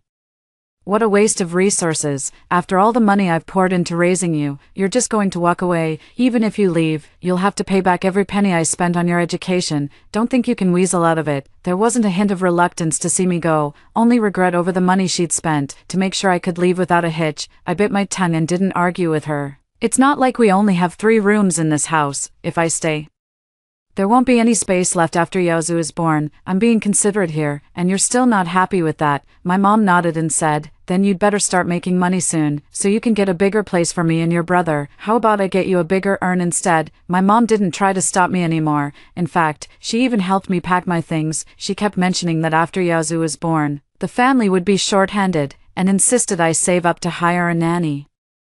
Before my paycheck even arrived, she had already planned how to spend it. I packed all my belongings and left home overnight. I told them I was job hunting in the provincial capital, but in reality, I was heading thousands of kilometers south, far from home. In my past life, they were afraid I'd go too far and refused to come back to get married, so they kept me tightly bound to my hometown. I refuse to believe they can still tie me down from over 1,000 kilometers away. Right after the interview, I got a call from my mom. There were over a dozen missed calls already. She never stops calling until I pick up. I took a deep breath to compose myself before answering the call. Her shrill voice instantly pierced through the receiver. Gao, you didn't even wait until tomorrow. She moved into my place less than 10 minutes after I left, using Jialaman's pregnancy as leverage. She deliberately opposed my mother at every turn in our household. My mom couldn't stand that kind of treatment, so she called me within days asking me to come back. I used to do all the housework, and now that no one's waiting on her, she's feeling uncomfortable. I sneered, thinking that every villain meets their match. Mom, I'd love to come back, but I just signed a lease and paid a deposit. Backing out now would mean losing all that money. She hesitated for a moment and asked how much it cost. 50,000. What a waste of money!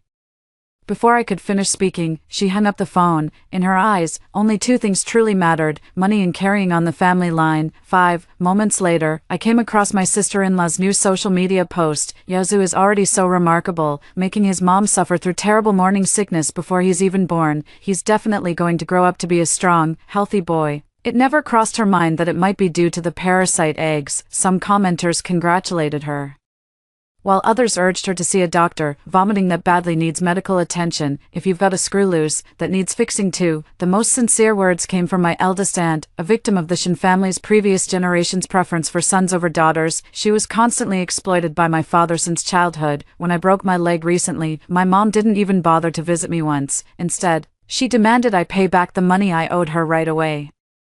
That's when I truly felt heartbroken. It's just that she's too soft-hearted to take out the adults' grudges on the younger generation. My sister-in-law was indignant. Is my husband's sister jealous that I gave birth to a son? What kind of evil intention is behind her cursing our Yaozu like this? When I refreshed the page, the comments were gone. My sister-in-law had deleted and blocked all the comments urging her to go to the hospital. An hour later, my aunt called me, sobbing her heart out. Turns out she was worried about the kids and had bought some groceries to check on them at my place. The moment she stepped inside, she was so startled she nearly dropped the fruit. The doorway was lined with several sealed glass containers, all teeming with cockroaches and other creepy crawlies. My mom looked displeased, worried that Auntie might scare their precious child. Gao Limin was still suffering from diarrhea and vomiting, her face pale as a sheet. When Auntie urged her to go to the hospital, she ended up being mocked instead. Why go to the hospital? This is just morning sickness. My aunt was frantic. Morning sickness isn't supposed to be this severe. My mother raised her eyebrows. You've never had a son, so of course you wouldn't know. When I was pregnant with Guangzong, it was even worse. My aunt mimicked my mother's tone, and she did it quite convincingly. My aunt tried to reason with her a few more times, but my mother pointed a finger at her and accused her of having ulterior motives. Gao Yu and Gao Limin chimed in, urging Auntie to transfer the house title to Yaozu. Furious, Auntie took the fruit back home and swore she'd never get involved again. I comforted Auntie and waited for her to calm down. Suddenly, she hesitated and asked me, what your mom had in that bowl looked a lot like those bugs. Could she have fallen for some superstitious remedy and gotten food poisoning? She just took anti-diarrhea and anti-nausea meds without a second thought. That's risky, and found out the truth. I chuckled softly without denying it. Just reminded Aunt to protect the house and not lend money to my brother's family. After hanging up, I texted my cousin to keep an eye on Aunt and not let her be soft-hearted. My cousin acted swiftly and took Aunt abroad right away, without my aunt's support. My brother's meager salary isn't nearly enough to cover Gao Li Min and the child's medical expenses. Let's see how they'll manage to scrape together the money when the time comes. 6. It was 2 months later when I received that video call from my mom. The moment the call connected, I didn't even recognize Gao Li Min. My mom was sitting on the sofa with a beaming smile. Gao Li Min sat beside her, her face covered in dense red rashes, with sunken eye sockets. And she had visibly lost a significant amount of weight. In that condition, it was clear even without an examination that she was infected with parasites. Didn't they notice anything was off? Seeing my puzzled look, Gao Li beamed with pride. You just don't get it, do you? The master said this is a sign it's working. My body's detoxing. Once the rash clears up, the treatment will be complete. My eyes drifted to the cabinet behind them, where they'd even added apple snails, their pink eggs clustered together in dense, unsettling masses. Goosebumps prickled up my arms. Ignorance can truly be deadly. Best wishes to you. My mom asked me, Yin Yin, did you get your paycheck? Got it ages ago. The leftover cash is enough for me to live large, but I'm not about to make things easy for you. I pretended to be troubled. The company's not doing well this month. We'll have to wait a few months. She frowned slightly. Yaozu is getting bigger, and your sister-in-law's nutrients are being drained dry. You should contribute some money to help nourish her and Yaozu. Gao Li Min chimed in. Yes, that way Yaozu will remember your kindness when he's born and take good care of you when he grows up. Let's wait until Yaozu is born first. In this condition, it's questionable whether he'll even make it. A girl born into such a severely male-centric family, how much love could she possibly receive?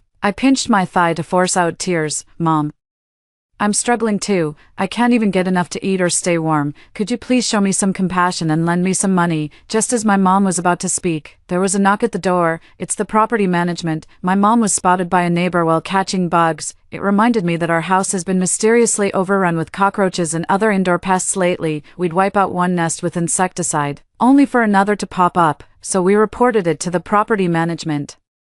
The moment the door opened, the property manager was genuinely stunned. My mom retorted defiantly, who says you can't keep insects? This is my pet. If you're scared, go live in a villa. The young property manager was left speechless. Your insects are trespassing into other people's homes, which is a serious nuisance. You'll be held responsible if any issues arise. My mom spat back. If they ended up in their house, then they're theirs now. How can you possibly blame me?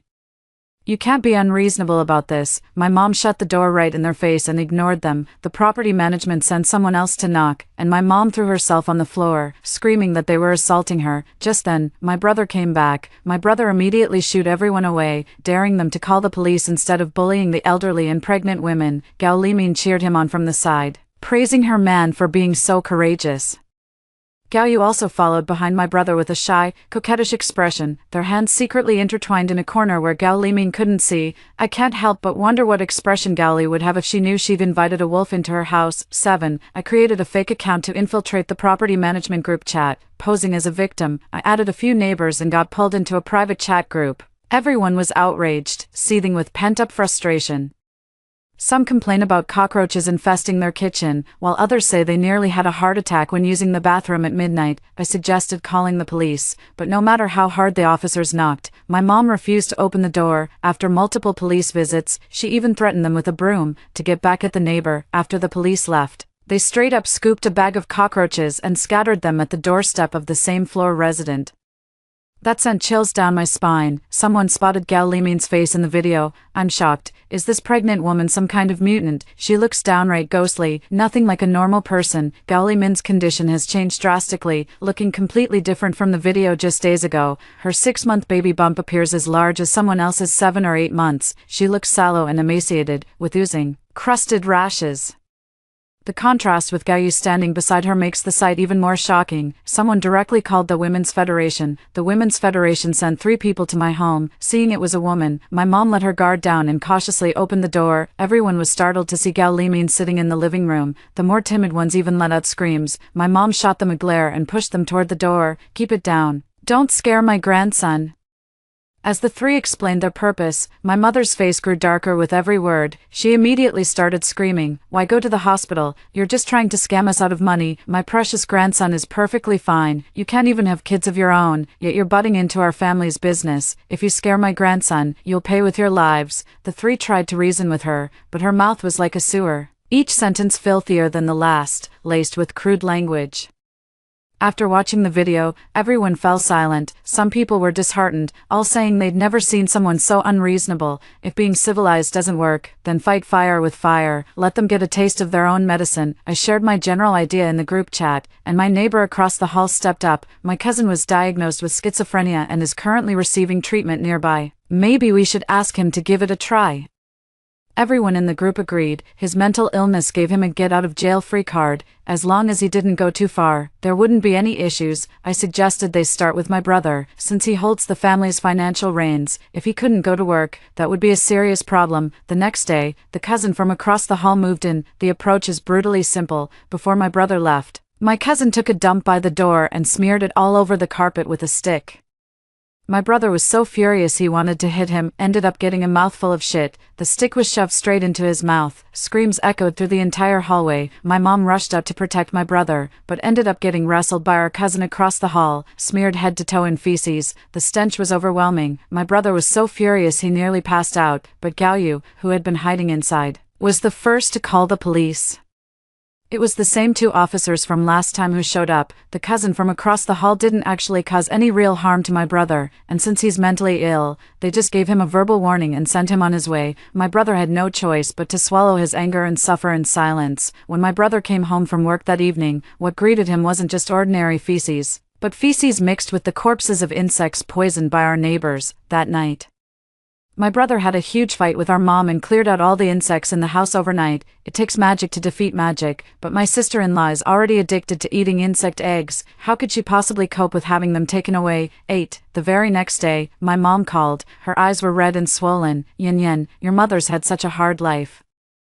Stuck in this shabby little place, I nodded along, crying with her about how tough life had been. No money to give, but I could offer all the emotional support she needed. Seeing I had no intention of contributing money, she dropped the act entirely. We can't raise insects at home anymore. Frozen ones aren't fresh, so we have to buy them. Yin, you need to step up. This is your eldest nephew we're talking about. Gal Limin beside me kept scratching her skin incessantly.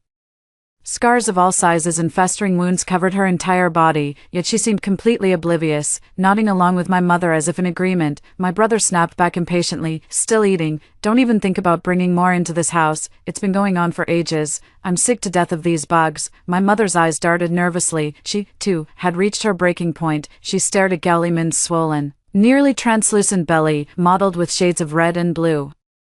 As if it might burst at any moment, the master said 3 months would be enough, and it's just about that time now. But Gao Limin was hooked. It had only been a day without it. Gao Limin started digging up soil from the flower pot to eat, then began chewing on leaves. She no longer seemed like a normal person. Gao Yu appeared in the video, looking more glamorous than ever. My classmate captured photos of Gao Yu and my brother entering and leaving a hotel a week ago. In my past life, my brother cheated with Gao Yu, just not this quickly. The two got involved after the child was born. In this life, Gao Limin personally invited the wolf into her home, delivering her own husband into her sister's bed. Suddenly, Gao Limin began vomiting uncontrollably. At first, she vomited dirt and other food, her entire body turning crimson in a shocking sight. My brother and my mother were terrified. Just as Gao Yu was about to dial 120, my mom stopped her, saying it wouldn't do. Going to the hospital would ruin everything. Gao Yu glanced at my brother, and at his nod, she quietly put down her phone. However, Gao Limin was convulsing all over, screaming in pain. It was practically a howl. My mom froze and asked, did she not take her ibuprofen today? Watching the people in the video,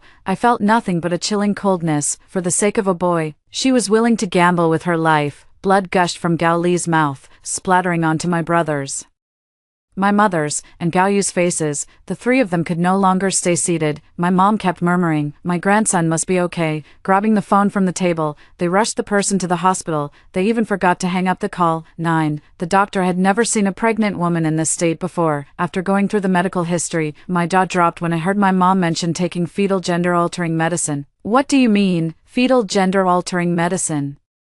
My mom grabbed the doctor's arm, and the camera angle blocked the view. My mom whispered, it's medicine to turn a girl into a boy. If you save my precious grandson, I'll tell you the secret to handling the insect eggs. What nonsense. The doctor roared so loudly I nearly dropped my phone. You actually believe such superstitious nonsense? You're gambling with the lives of both mother and child. Is the baby's gender really that important? My mother shot back defiantly, of course it matters.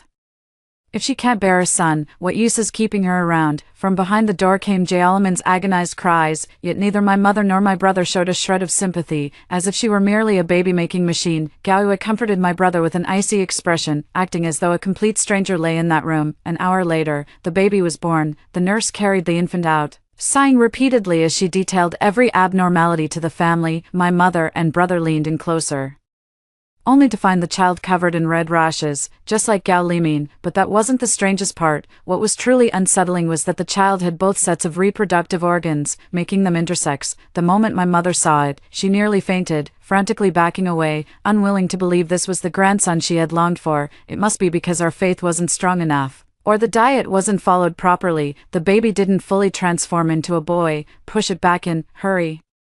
Push it back in. My brother fell silent, refusing to believe it was his child, and hesitated to take the baby. The nurse, seeing the family members were agitated, called security. The doctor also arrived. The child is suffering from a systemic infection requiring costly treatment, and the parents need to make a clear decision. My brother's voice was hoarse as he said, "Can we just focus on saving his life? We don't have the money." "What about the adult?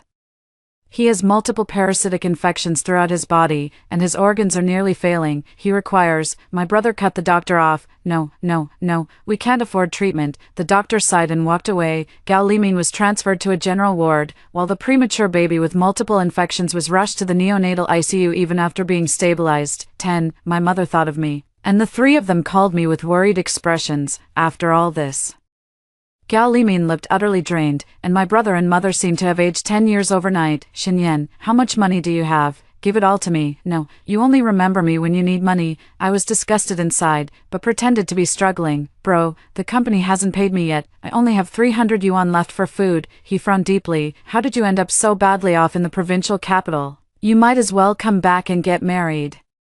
"So I get married and you collect the bride price. What kind of pipe dream are you having?" I let out a heavy sigh. "I'm really worried about my sister-in-law and niece too, but I can't just come back. Breaking my contract would mean paying a penalty, and that would just make things worse for the family. Besides, I've been assigned to Guangzhou now. I don't even have enough money for a plane ticket." "How come you haven't saved up anything after all these years of working, brother?" My mother's face darkened. "Watch your words." "What niece? That's your nephew." My brother glared at me, his expression grim. Even though his salary wasn't much, there's no way he could have burned through his savings that quickly. Most of his money went into buying bags for Gaoyu. I tentatively suggested, maybe we could borrow some money from Gaoyu. Her bags cost thousands, even tens of thousands, and you're her only family. She wouldn't just stand by and do nothing. I looked at my sister-in-law, who was sitting on the bed with a dazed expression. The parasite had invaded her brain, leaving her mental state highly unstable. Gao Limin knew Gaoyu's financial situation best. His monthly salary couldn't possibly cover such extravagant expenses. My brother's face grew increasingly grim, and judging by their usual behavior, my mother seemed to be figuring something out. A cheerful singing voice echoed at the doorway, and all three turned to look. Gaoyu's saccharine voice chimed in. "Brother Zong, Auntie, why so glum? Cheer up, I've got some great news." My mom, seething with pent-up anger, snapped, "You little witch, give me back every penny. If my grandson isn't saved, you'll pay for this." Gaoyu stepped forward, took my mom's hand, placed it on her own abdomen, and flashed a triumphant smile as she showed her the medical report. "Auntie, I'm carrying Zong's child now. The doctor says it's a boy. Your Shen family will have an heir." My mother immediately stood up, grabbed her by the arm, laughing and crying at the same time. Gao Limin's eyes widened in disbelief at what she'd just heard. She let out a shriek and hurled a pillow at Gaoyu. "I've always treated you well. Why would you steal my husband?" Gaoyu stepped forward and slapped Gao Limin hard across the face, then wiped her hands with disgust. "Sister, look at yourself now. What do you even have to compete with me? You can't have children anymore. Be sensible and get a divorce. I might still take pity on you. Otherwise, you can just wait to die from your illness." Gao Limin struggled to get up and retaliate, but my brother shoved her back down. My mother smiled and took Gaoyu home. He left me with just to go make money, and then hung up. Gao Limin and the child were left stranded at the hospital, with no one caring about them, but I knew Gao Limin holds grudges and wouldn't let this slide. 11. I next heard about them in the homeowners group chat. The neighbor posted a video. The hallway light flickered, alternating between light and dark. My brother was walking upstairs with his arm around Gaoyu, stealing kisses now and then. No one noticed Gao Limin hiding in the crack of the utility room door in the hallway. Just as the two passed by the electrical room, Gao Limin suddenly burst up from inside and shoved Gao Yu down the stairs. A heavy thud and screams echoed through the hallway. My brother rushed to help but was tripped by Gao Limin, and a gleaming knife stabbed into his groin. The blood-curdling screams jolted every dog in the neighborhood awake. Gao Limin's hair was disheveled, her face twisted with madness, like a vengeful demon from hell. It made me clench up down there. My brother turned into a liquid spoon. Now the Shen family line is truly finished. 12. It wasn't long before I got a call from my mom. Gao Limin was taken away by the police, but due to her worsening condition, she's now being held at the hospital. Her brain has been severely damaged, and she's now mentally unstable. Gao Yu had a miscarriage and underwent a hysterectomy. What's more, my brother's severed root can't be reattached. He'll never eat raw marinated food again. I've never seen my mother in such a state of disarray. Strands of hair clung to her face, stained with blood, her pupils trembling. The Shen family line ends here. I've failed your father, child. He'll be turning in his grave. I quickly reassured her. Don't worry, my father's long gone. He won't be angry with you anymore. Yin Yin, you're all I have to rely on now. You're the only one I can turn to. Mom, I don't have money for rent. Could you lend me some?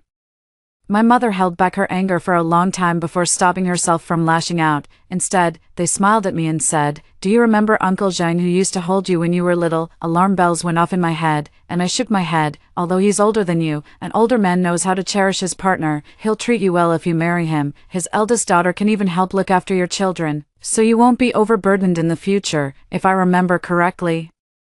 His daughter should be turning 18 this year. The last shred of attachment I had for this family vanished. They're clearly trying to squeeze me dry, with no regard for my well-being. My brother snatched the phone away, his tone impatient. Why are you even wasting your breath on her? Xinyan, you need to come back within 3 days. You're getting married next month. I calmly stared at the face that resembled mine. What about the bride price? Why do you care about the bride price?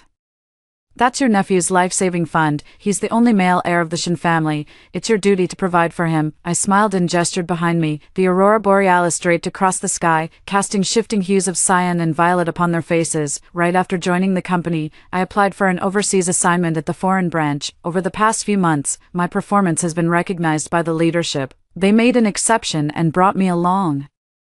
Even if they wanted to come after me now, it would be impossible. I smiled, said goodbye to them, and hung up the phone without hesitation. My brother gritted his teeth, his eyes burning with venomous rage. 13. My mother has made it public knowledge that she intends to marry me off to old man Zhang, even accepting half the bride price already. There's no hope left for my brother's recovery. Yaozhu, who had been given up on before, once again became the family's emotional anchor.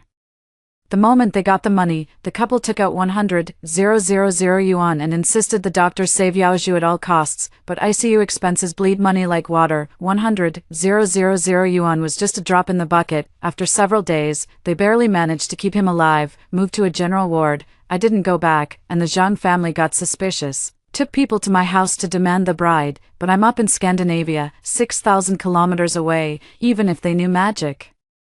They couldn't enforce it beyond their borders. After the Zhang family realized they'd been duped, they ransacked the place and took everything. They wouldn't leave a single thing behind if they could carry it off, but even that wasn't enough to cover the 100,000 deficit. They kept calling me every other day, trying to pressure me into going back home to get married. After I blocked them, they tried adding me with other accounts, as the repayment deadline set by the Zhang family approached.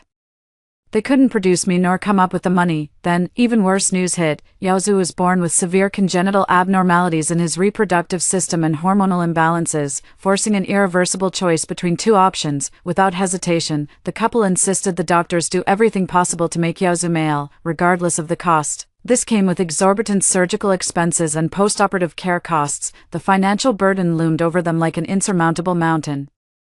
That's when they remembered Gao Yu was still in the hospital. The two of them conspired to drug Gao Yu and deliver her to old man Zhang's bed, but soon enough, old man Zhang discovered that Gao Yu had undergone a hysterectomy. Enraged, old man Zhang had my brother tied up and beaten, threatening to either double the repayment or bring me back. Left with no other options, the two resorted to live streaming online in search of their relatives. They put my photo on the live stream's cover image. I was portrayed as a heartless villain, a college student whose education was funded by the entire family's sacrifices, yet who chased after wealth and status while disregarding the well-being of my parents and nephew. The two played up their misery during the live stream.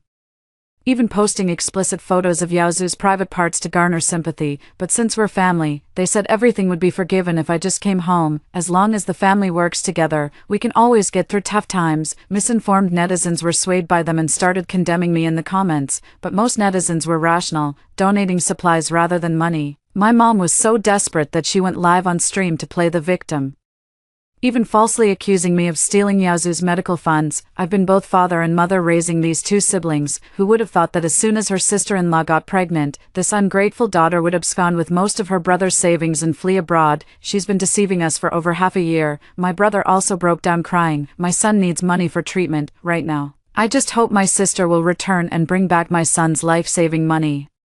The situation blew up completely. Many classmates came across the livestream, and my phone kept ringing nonstop with calls. My personal account was also exposed, with all sorts of vile and offensive language flooding my private messages. Even my boss showed me their phone, asking if I was going through some difficulties. 14. I requested 2 days off from my boss. I compiled all my expenses over the years, ever since I became an adult. My mom stopped covering my tuition and living expenses under the guise of building my character and teaching me resilience. My brother never chipped in a single penny either. I've compiled all those video calls over the years where they asked me for money. It revealed how far they were willing to go, even risking the mother and child's health, just to change the baby's gender. They only wanted me back home to sell me off to some abusive old man. Then I got hold of a video from my neighbor showing the police and Women's Federation staff being assaulted when they came to intervene. There's not a single thing in this whole mess that deserves an ounce of sympathy. I asked a friend to help me report it to the police. The video was then posted, and the views skyrocketed, pushing the whole farce to its climax. My brother's live stream comment section got flooded. At first, my brother was still trading insults with netizens. After realizing I had called the police and sensing something was off, he talked my mom into continuing the stream. He took the remaining cash from home and prepared to sneak away. As soon as he opened the door, he ran straight into a bruised and battered Gaoyu. A dull thud, the blade plunged into his abdomen. My brother collapsed heavily to the ground. The live stream was filled with nothing but my mother's screams. 15. My brother was dead.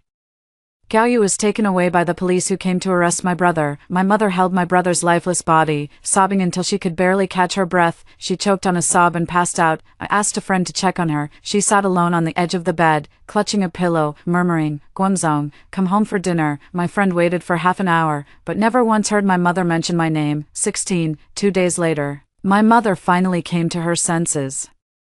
She tearfully arranged my brother's funeral. She put the house she'd lived in for half her life on the market, and as soon as the money came through, she got Yaozu the surgery as quickly as possible. But Yaozu was in such poor health that the infection flared up again, and he never made it off the operating table. Having lost both her son and grandson, my mother couldn't bear the relentless blows and fainted once more. When she woke up, she had completely forgotten everything, spending her days just staring out the window, occasionally murmuring, "Grandson, come home." I asked a friend to help move her to a nursing home, which became her new home from then on. After Yaozu passed, Gao Limin didn't make it either and died in the hospital. The two never got to see each other one last time. The fortune teller my mom consulted got reported for superstitious fraud, and over the years, the amount involved was no small sum.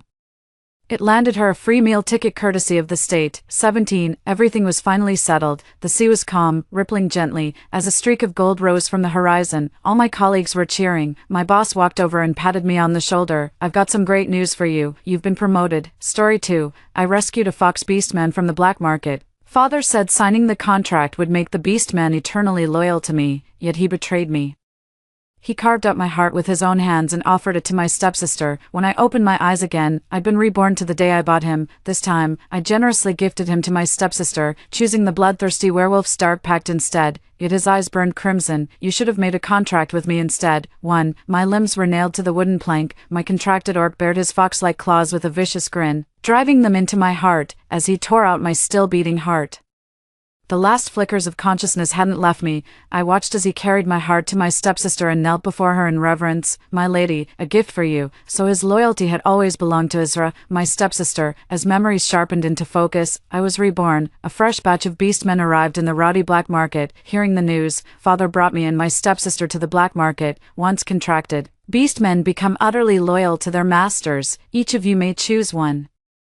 In my past life, I discovered Guhan, battered and bruised, huddled in a corner. Of all the fox beast men in that batch, he was the filthiest and most wretched, his claws caked with blood, a large patch of fur torn from his body. My heart ached for him, so I begged father to purchase him as my beastman, but I didn't know he'd already made a pact with my stepsister before I arrived. His loyalty belonged to her alone. He said his stepsister was kind-hearted, unlike my arrogant self.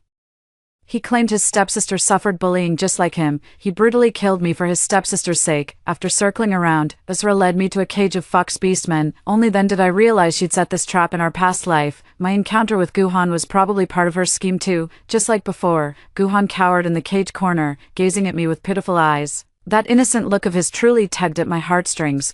Foxes are cunning creatures. Masters of beguiling hearts, Azra murmured. Sister, that foxkin looks so pitiful. Why don't you buy him? I turned to look at father. I'll take him. Father always doted on me, though he disapproved of Guhan, that wretched beastman. He still handed the money to the slaver without objecting to my decision. When Guhan was led out of the cage, Azra clapped for me with a smile. Congratulations, sister. Before she could finish, I thrust Guhan's chain into her hands. Congratulations.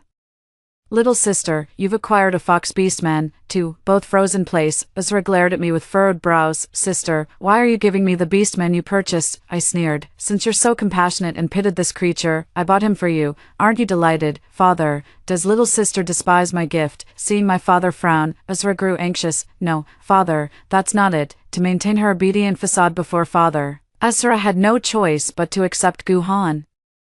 I chose another werewolf contract. The moment the pact was sealed, Guhan stared at me in disbelief. His eyes burned crimson. Why not me? I should be the one bound to you. Oh, so he's been reborn too? Perfect. This'll make my revenge all the sweeter. Werewolves are fantastic, strong and robust, far superior to those foxy temptresses. His name is Bastion, and the moment he opened his eyes, I could sense the desire burning within him, bloodthirsty eyes burning with boundless hatred. Father feared he'd harm me, but I wasn't the least bit afraid. I've witnessed the vilest of human hearts. What's there to fear from a mere werewolf? I'll form a pact with him and become his master, make him my most loyal wolf cub. 3. After returning home, Azra fetched the finest beast medicine to treat Guhan. With her help, Guhan swiftly regained his formidable combat prowess. I wasn't nearly as kind to Bastion. Aside from 3 meals a day, I never gave him a second thought. Bastion's injuries were worse than Guhan's. His right hand was practically useless. That day, I took Bastion for a leisurely stroll in the garden. When my hairpin fell, Bastion bent down to retrieve it and carefully placed it back in my hair. A sudden gust of icy wind swept through. In an instant, Bastion was pinned to the ground by Guhan, taking relentless blows. By the time Azra rushed to the scene, Bastion was already at a disadvantage, weakened by inferior stamina and a wounded right hand. He stood no chance against Guhan. Azra smirked at me triumphantly. Sis, if you don't make your move now, your orc is done for, I sneered, then fixed my gaze on Bastion. Take him down, one shot. Whether he stays with me depends entirely on Bastion's skills. His eyes instantly turned blood red. With a feral snarl, it bared razor-sharp fangs and lunged at Guhan. He was fighting for his life, a suicidal fighting style. Even in death, he'd make sure Guhan suffered.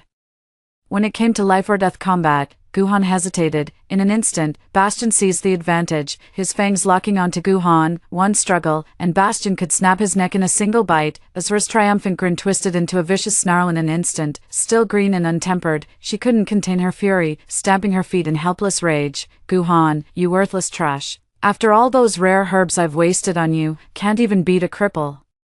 You're less useful than the damn chickens in the yard. Guhan's pitch-black eyes instantly turned vicious. How could a proud fox tolerate being compared to some pheasant by his beloved master, especially when his master claimed he wasn't even as good as a chicken? I studied Guhan with an amused smile. This was the choice he'd longed for, the innocence and kindness he'd vowed to protect, for Bastion was seriously injured this time.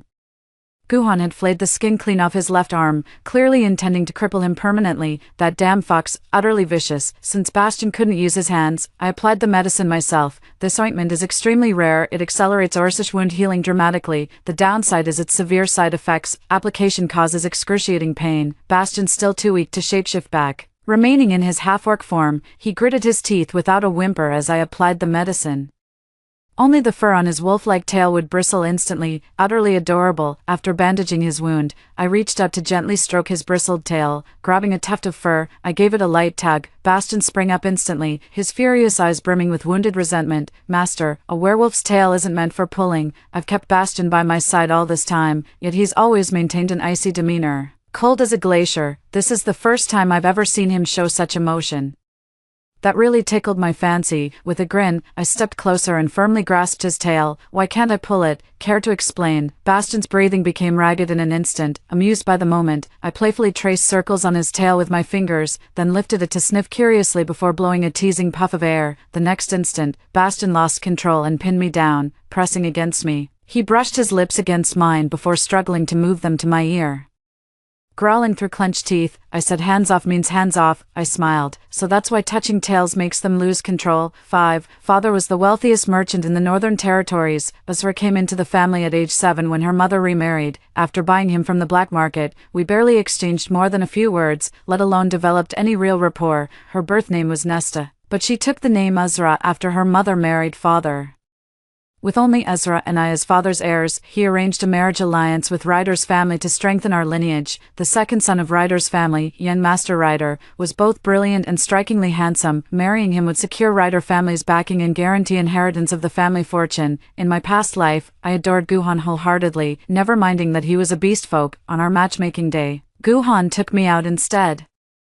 Ezra seized this chance to attend the arranged meeting with Ryder in my stead. The alliance marriage succeeded, with Ezra gaining the support of Ryder's family. Ezra has been unusually quiet these past few days since Guhan's defeat, but I know her ambitious nature. She'll never stay docile for long. Tomorrow's the arranged meeting with Ryder. There's no way Ezra can keep her composure. But I never expected Guhan would be the first to approach me. He blocked my path, stopping me with visible agitation. Please don't go on that blind date with Ryder. Okay, I scoffed, so I should give the chance to Ezra instead. You're really devoted to your master, aren't you? Guhan stared at me with reddened eyes, shaking his head repeatedly. No, that's not what I meant. As I turned to leave, Guhan suddenly lunged forward and embraced me. Xena, you're mine. Before he could finish, Bastion came lunging out of nowhere. With a single kick, he sent Guhan sprawling to the ground. Guhan immediately grappled with him, but a werewolf's ferocity is no match for a sly fox, especially now that I'd healed most of Bastion's injuries, making him terrifyingly powerful. Guhan was quickly overpowered, pinned helplessly beneath Bastion. Bastion gripped his throat, radiating murderous intent from head to toe,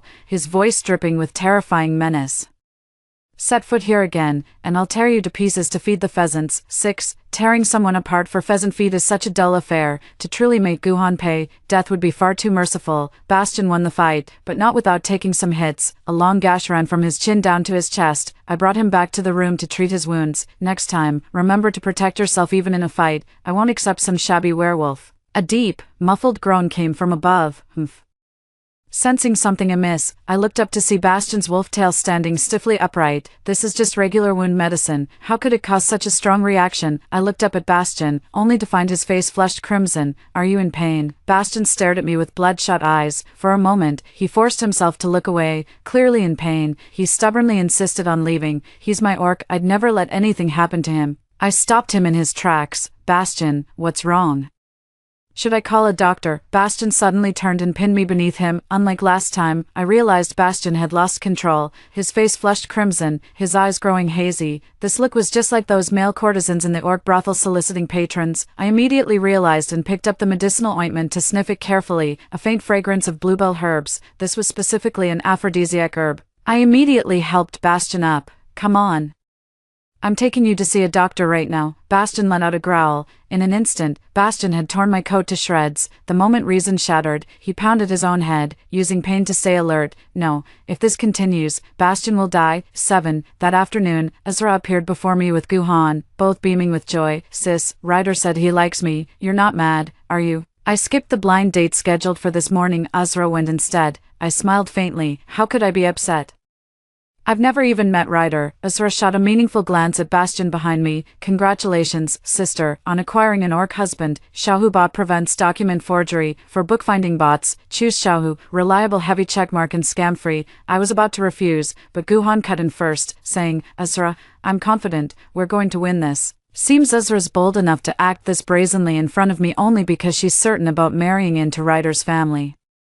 She now thinks Ryder's family is the hottest catch, scrambling to wed into it. She'll soon learn the true meaning of misery. Guhan didn't follow Ezra away. His bloodshot eyes glared at me with fury. Are you really with this werewolf? I sneered. Don't you know the potency of orchid bells? Orchid bells only grow in fox territory. Without Guhan's involvement, how could Ezra possibly possess them? Guhan turned deathly pale. Staggering toward me, Bastion swiftly intervened, cutting us off from each other. I raised my eyes to meet Guhan's gaze, my voice icy. If you've chosen Ezra, you'd better stay loyal. He stared blankly at me, completely dumbfounded. I've no patience left to waste words on this traitor. Bastion, let's go. Back in my courtyard, Bastion kept studying me with his eyes. Lifting my teacup, I said coolly, speak your mind. We clearly didn't. Why would you? The moment he spoke, the tips of his ears turned crimson. Who knew werewolves could get flustered too? Though Bastion was in dire straits last night, nothing happened between us. He slashed his thigh with the knife. The blood and pain brought him back to his senses, allowing him to hold on until I returned with the doctor. I studied him with a smile. Would you believe me if I said it was for my sister's sake? Bastion's eyes darkened, clearly unconvinced by my words. I kept silent, and he didn't press further. Ryder's family is a mess, but if Ezra's into it, let her dive in. 8. Father summoned us to the main hall for discussion. Ezra and Guhan were present too. As I took my seat, Father said, these orcs have been with you sisters for a while now. How's the teamwork coming along? Why not put it to the test today? How about a shop as a reward? I couldn't help but frown. Bastion was a man of few words, and I wasn't much of a talker either. As he spoke, his gaze remained fixed intently on me. Ezra frowned slightly, her tone carrying a hint of reprimand. How many times must I say it? Call me master. Guhan froze momentarily, surprise flashing in his eyes before giving a slight nod. Yes, don't be fooled by my stepsister's usual docile appearance. That acts only for our father and those she finds useful. Behind closed doors, she's a master tormentor. In my past life, she knew I had feelings for Guhan. She saw Guhan as a useful pawn, willing to transform into whatever version he desired. Now that Guhan is merely her beastman, there's no need to bother with flattery, I scoffed, lifting my gaze to meet Bastion's eyes. He'd been watching me all along. Master, are you interested in acquiring that shop? That store's profits are impressive, a real cash cow. I must admit I'm tempted, but when it comes to testing our synergy, I don't have much confidence. Noticing my silence, Bastion remarked in a flat tone, then we'll win. 9. Guhan stared at Bastion's hands and scoffed. You don't even know Xena doesn't eat oranges. How do you expect to win? Bastion paused mid-peel and glanced down at me. The half-peeled orange he'd left earlier sat untouched on the plate. Seeing the gloom in his eyes, I suddenly grabbed the orange and stuffed it into my mouth. After chewing thoughtfully twice, I delivered my verdict. Sweet. I don't eat it because I can't be bothered to peel it, but if you do it for me, I might give it a try. Bastion's eyes crinkled at the corners, his voice dripping with affection. All right, I'll do it. A sharp crack echoed as Guhan crushed the teacup in his hand. He glared at me with gritted teeth, his face pale with rage. I paid him no further mind and took Bastion to learn about the trial's challenges. Father set us the Children's Gatorade Challenge, the team completing it fastest before an incense stick burns out wins. Though the Children's Gatorade only has 3 stages, its difficulty is no joke. Getting out within the time it takes an incense stick to burn is no easy feat. I told Bastion, it's just one shop, losing it won't be the end of the world. The family's financial strength is formidable, with at least 100 shops under the merchant house. My stepsister changed her outfit and walked toward me with a cold smirk. Sister, do you really think Father was testing our coordination with the orcs? He was testing our capabilities, yours and mine. The winner gets the upper hand in inheriting Father's empire. I'm too lazy for power struggles. Growing up without financial worries probably explains why I've never been obsessed with wealth. Had Ezra just behaved properly, I'd have gladly split the family fortune with her. What a shame. She's just too greedy. Since I can't stand her, I won't give her a single penny. I smirked and said, you'd better work harder then. After all, there's a world of difference between legitimate and illegitimate heirs, and you're not even the latter. She absolutely loathes when people mention her background. I used to tread carefully around that, but now, I won't hold back. Cross me, and I'll end you. Ezra's face darkened instantly, her eyes blazing with fury as she glared at me. You'll pay for this. 10. Game on. Ezra and Guhan make a perfect team. They were already cracking the second level while Bastion and I were still stuck on the first one. While I was still wobbling on that damn balance beam, Bastion abruptly extended his hand, his stern face softening with resolute determination in his eyes. Master, trust me. After a brief hesitation, I placed my hand in his palm. The tension in Bastion's brow eased, his eyes now shimmering with newfound warmth. Master, don't worry, victory will be ours, from that point onward. I focused entirely on Bastion. I followed his lead without question. We quickly caught up on the lagging progress. We stood before the final challenge alongside Isra. Crossing the sea of flames would mark the end of our trial. The fiery expanse was too vast for any individual to cross alone. Isra cast a pleading glance toward Guhan. After a moment's hesitation, Guhan threw himself into the sea of flames. Using his own body as a bridge to help Isra cross, Isra shot me a challenging glance. Her eyes brimming with triumph, without hesitation, she then stepped on Guhan's body and leaped across the fiery abyss. The raging flames scorched Guhan's flesh. Though he clenched his teeth, agonized screams still escaped his lips. Isra's face was alight with excitement, not even glancing back at Guhan after landing, leaving him to be scorched by the raging flames. Guhan stared at Isra's retreating figure, his eyes wide with shock. Panic setting in. Master, shall we begin too? Bastion's reminder snapped my attention back. Seeing him about to collapse, I yanked him upright. Bastion stared at me in confusion. I said, "You're my orc, not my stepping stone." Bastion's piercing gaze locked onto me, his thin lips parting slightly as if words kept catching in his throat. Clearing the challenge wouldn't have been difficult, but Isra grew impatient. She chose to sacrifice Guhan outright rather than waste time. By the time Bastion and I completed the trial, Isra was already standing beside father, smirking as she told me, "Sorry, sister, you lost." 11. I couldn't care less about Isra's sarcastic remarks. Perhaps seeing I was ignoring her, Isra turned to fawn over father instead. "Papa, I won. This shop belongs to me now, right?" Father chuckled. "Isra, have you forgotten what we're testing this time?" Isra's eyes darkened instantly. "Father, what do you mean by this?" The father replied, "This trial tests not just your speed, but your teamwork. Look at your orc battered and bruised while you remain unscathed. Now observe your sister and her orc. She prides herself on being clever, yet understands nothing of my father." Under Isra's resentful gaze, father handed me the deed to the shop. Today's trial concludes with Xena as the victor. The moment father left, Isra unleashed her fury. She glared at me with pure hatred, right before her eyes. I casually handed the shop's deed to Bastion, enraged. Isra swung her riding crop straight at Guhan. Worthless beast. Guhan's burns had already reached a critical state. With that single lash from Isra, he collapsed to the ground, yet Isra showed not an ounce of mercy, relentlessly whipping him to vent her fury. Guhan stared at me with red-rimmed eyes, desperately holding back tears. In our past life, he wore the same pitiful expression that made my heart ache for him. I sacrificed myself time and again to save him, trying this act again now. "You must think me a fool," I sneered coldly. "Little sister, foxes are seductive creatures. Had you not been bewitched by him, how could you have lost?" As the words landed, Guhan's eyes trembled as if struck by an earthquake. He stared at me in disbelief, clearly never expecting I'd not only refused to help him, but actively sabotage him instead. My provocation only fueled Isra's rage further. The lashes raining down on Guhan grew increasingly brutal. This is the karma he deserves.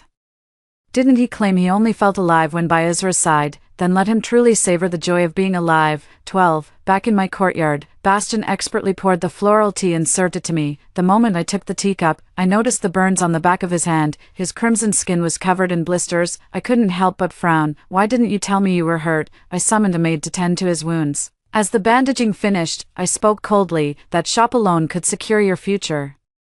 Before I could finish, Bastion cut me off urgently. "Master, are you casting me away?" His eyes trembled slightly as he struggled to maintain composure. "I only bought Bastion initially to thwart Isra's scheme. In the short time he's been with me, he's already gotten injured multiple times. Setting him free now is my way of making amends. I never expected him to react so strongly. Don't you want to leave?" After a moment of silence, he finally exploded. "The contract is sealed, in life and death. I am yours. Are you abandoning me? Do you want me to die?" I was stunned. I never expected him to think that way. His bloodshot eyes, filled with a mix of resentment and fury, oddly piqued my interest. I leaned in, brushing my palm lightly across his face. "Don't want to leave. Planning to be my orc forever." As my fingertip grazed Bastion's nose, his body shuddered violently, breath turning ragged and uneven. A crimson flush spread from his cheeks down to his neck, until his entire body turned scarlet. Having lived 2 lifetimes, I'm no blushing maiden. I take a rather detached view of matters between men and women. When Bastion was poisoned, I did consider helping him. He's the one who chose to restrain himself, who knew this bloodthirsty werewolf could be so innocent beneath that cold exterior. The slightest tease sends him into disarray. His reactions delighted me, making it impossible to resist teasing him further. I leaned down and pressed my lips against his. Bastion froze, breathing rapidly, not daring to move. A hoarse voice laced with restraint murmured, "Master." I stopped. "Don't like it? Forget it then." I withdrew my hand and prepared to leave. Bastion suddenly grabbed my arm. I looked up at him. his flustered eyes brimming with longing. Please, show me mercy, master. 13. A mischievous impulse took hold of me. I tilted his chin up with my forefinger. Tell me, how should I cherish you? He lowered his head slightly, his tongue grazing my fingertips. His gaze burned so intensely it was impossible to meet his eyes. I swallowed hard, trying to look away. Bastian boldly closed the distance between us, with trembling care. He pressed his cold, thin lips against mine. Master, may I have you? My breath hitched, my heart's racing out of control. Who says foxes are charming? Werewolves clearly take the crown. My silent consent, it only emboldened Bastian further. He kept closing the distance until I was completely overwhelmed. Who would have thought the aloof werewolf hid such burning passion beneath the surface? After witnessing Bastian's true power, that's when I realized a foxkin's stamina is no match for a dominant werewolf. 14. I have no idea how long I'd been asleep, in my groggy state. My throat burned like fire. Bastian, then I felt gentle hands lifting me up. Bastian fed me the warm tea, finally bringing me back to my senses. How long was I out? A full day and night. Bastian's cool eyes flickered with excitement. I couldn't help but frown. Help me up. I need to get out. The carriage rolled through bustling streets before halting at an inconspicuous fabric shop. I entered the shop and stopped before a woman. Are you Ori? Ori paused to size me up. Upon learning I was Xena, Ori smirked contemptuously. You've got the wrong person, miss. I don't call the shots in Ryder's family. If you want to marry Ryder, take it up with him or my father. I can't help you. Now leave. With those words, she turned to leave. As I stepped forward to stop her, a green-scaled beastman suddenly darted out from the side. Before I could react, Bastian moved faster. He lunged forward and forcefully shoved the serpentine beastman away. The emerald serpent orc counterattacked instantly. The two immediately grappled.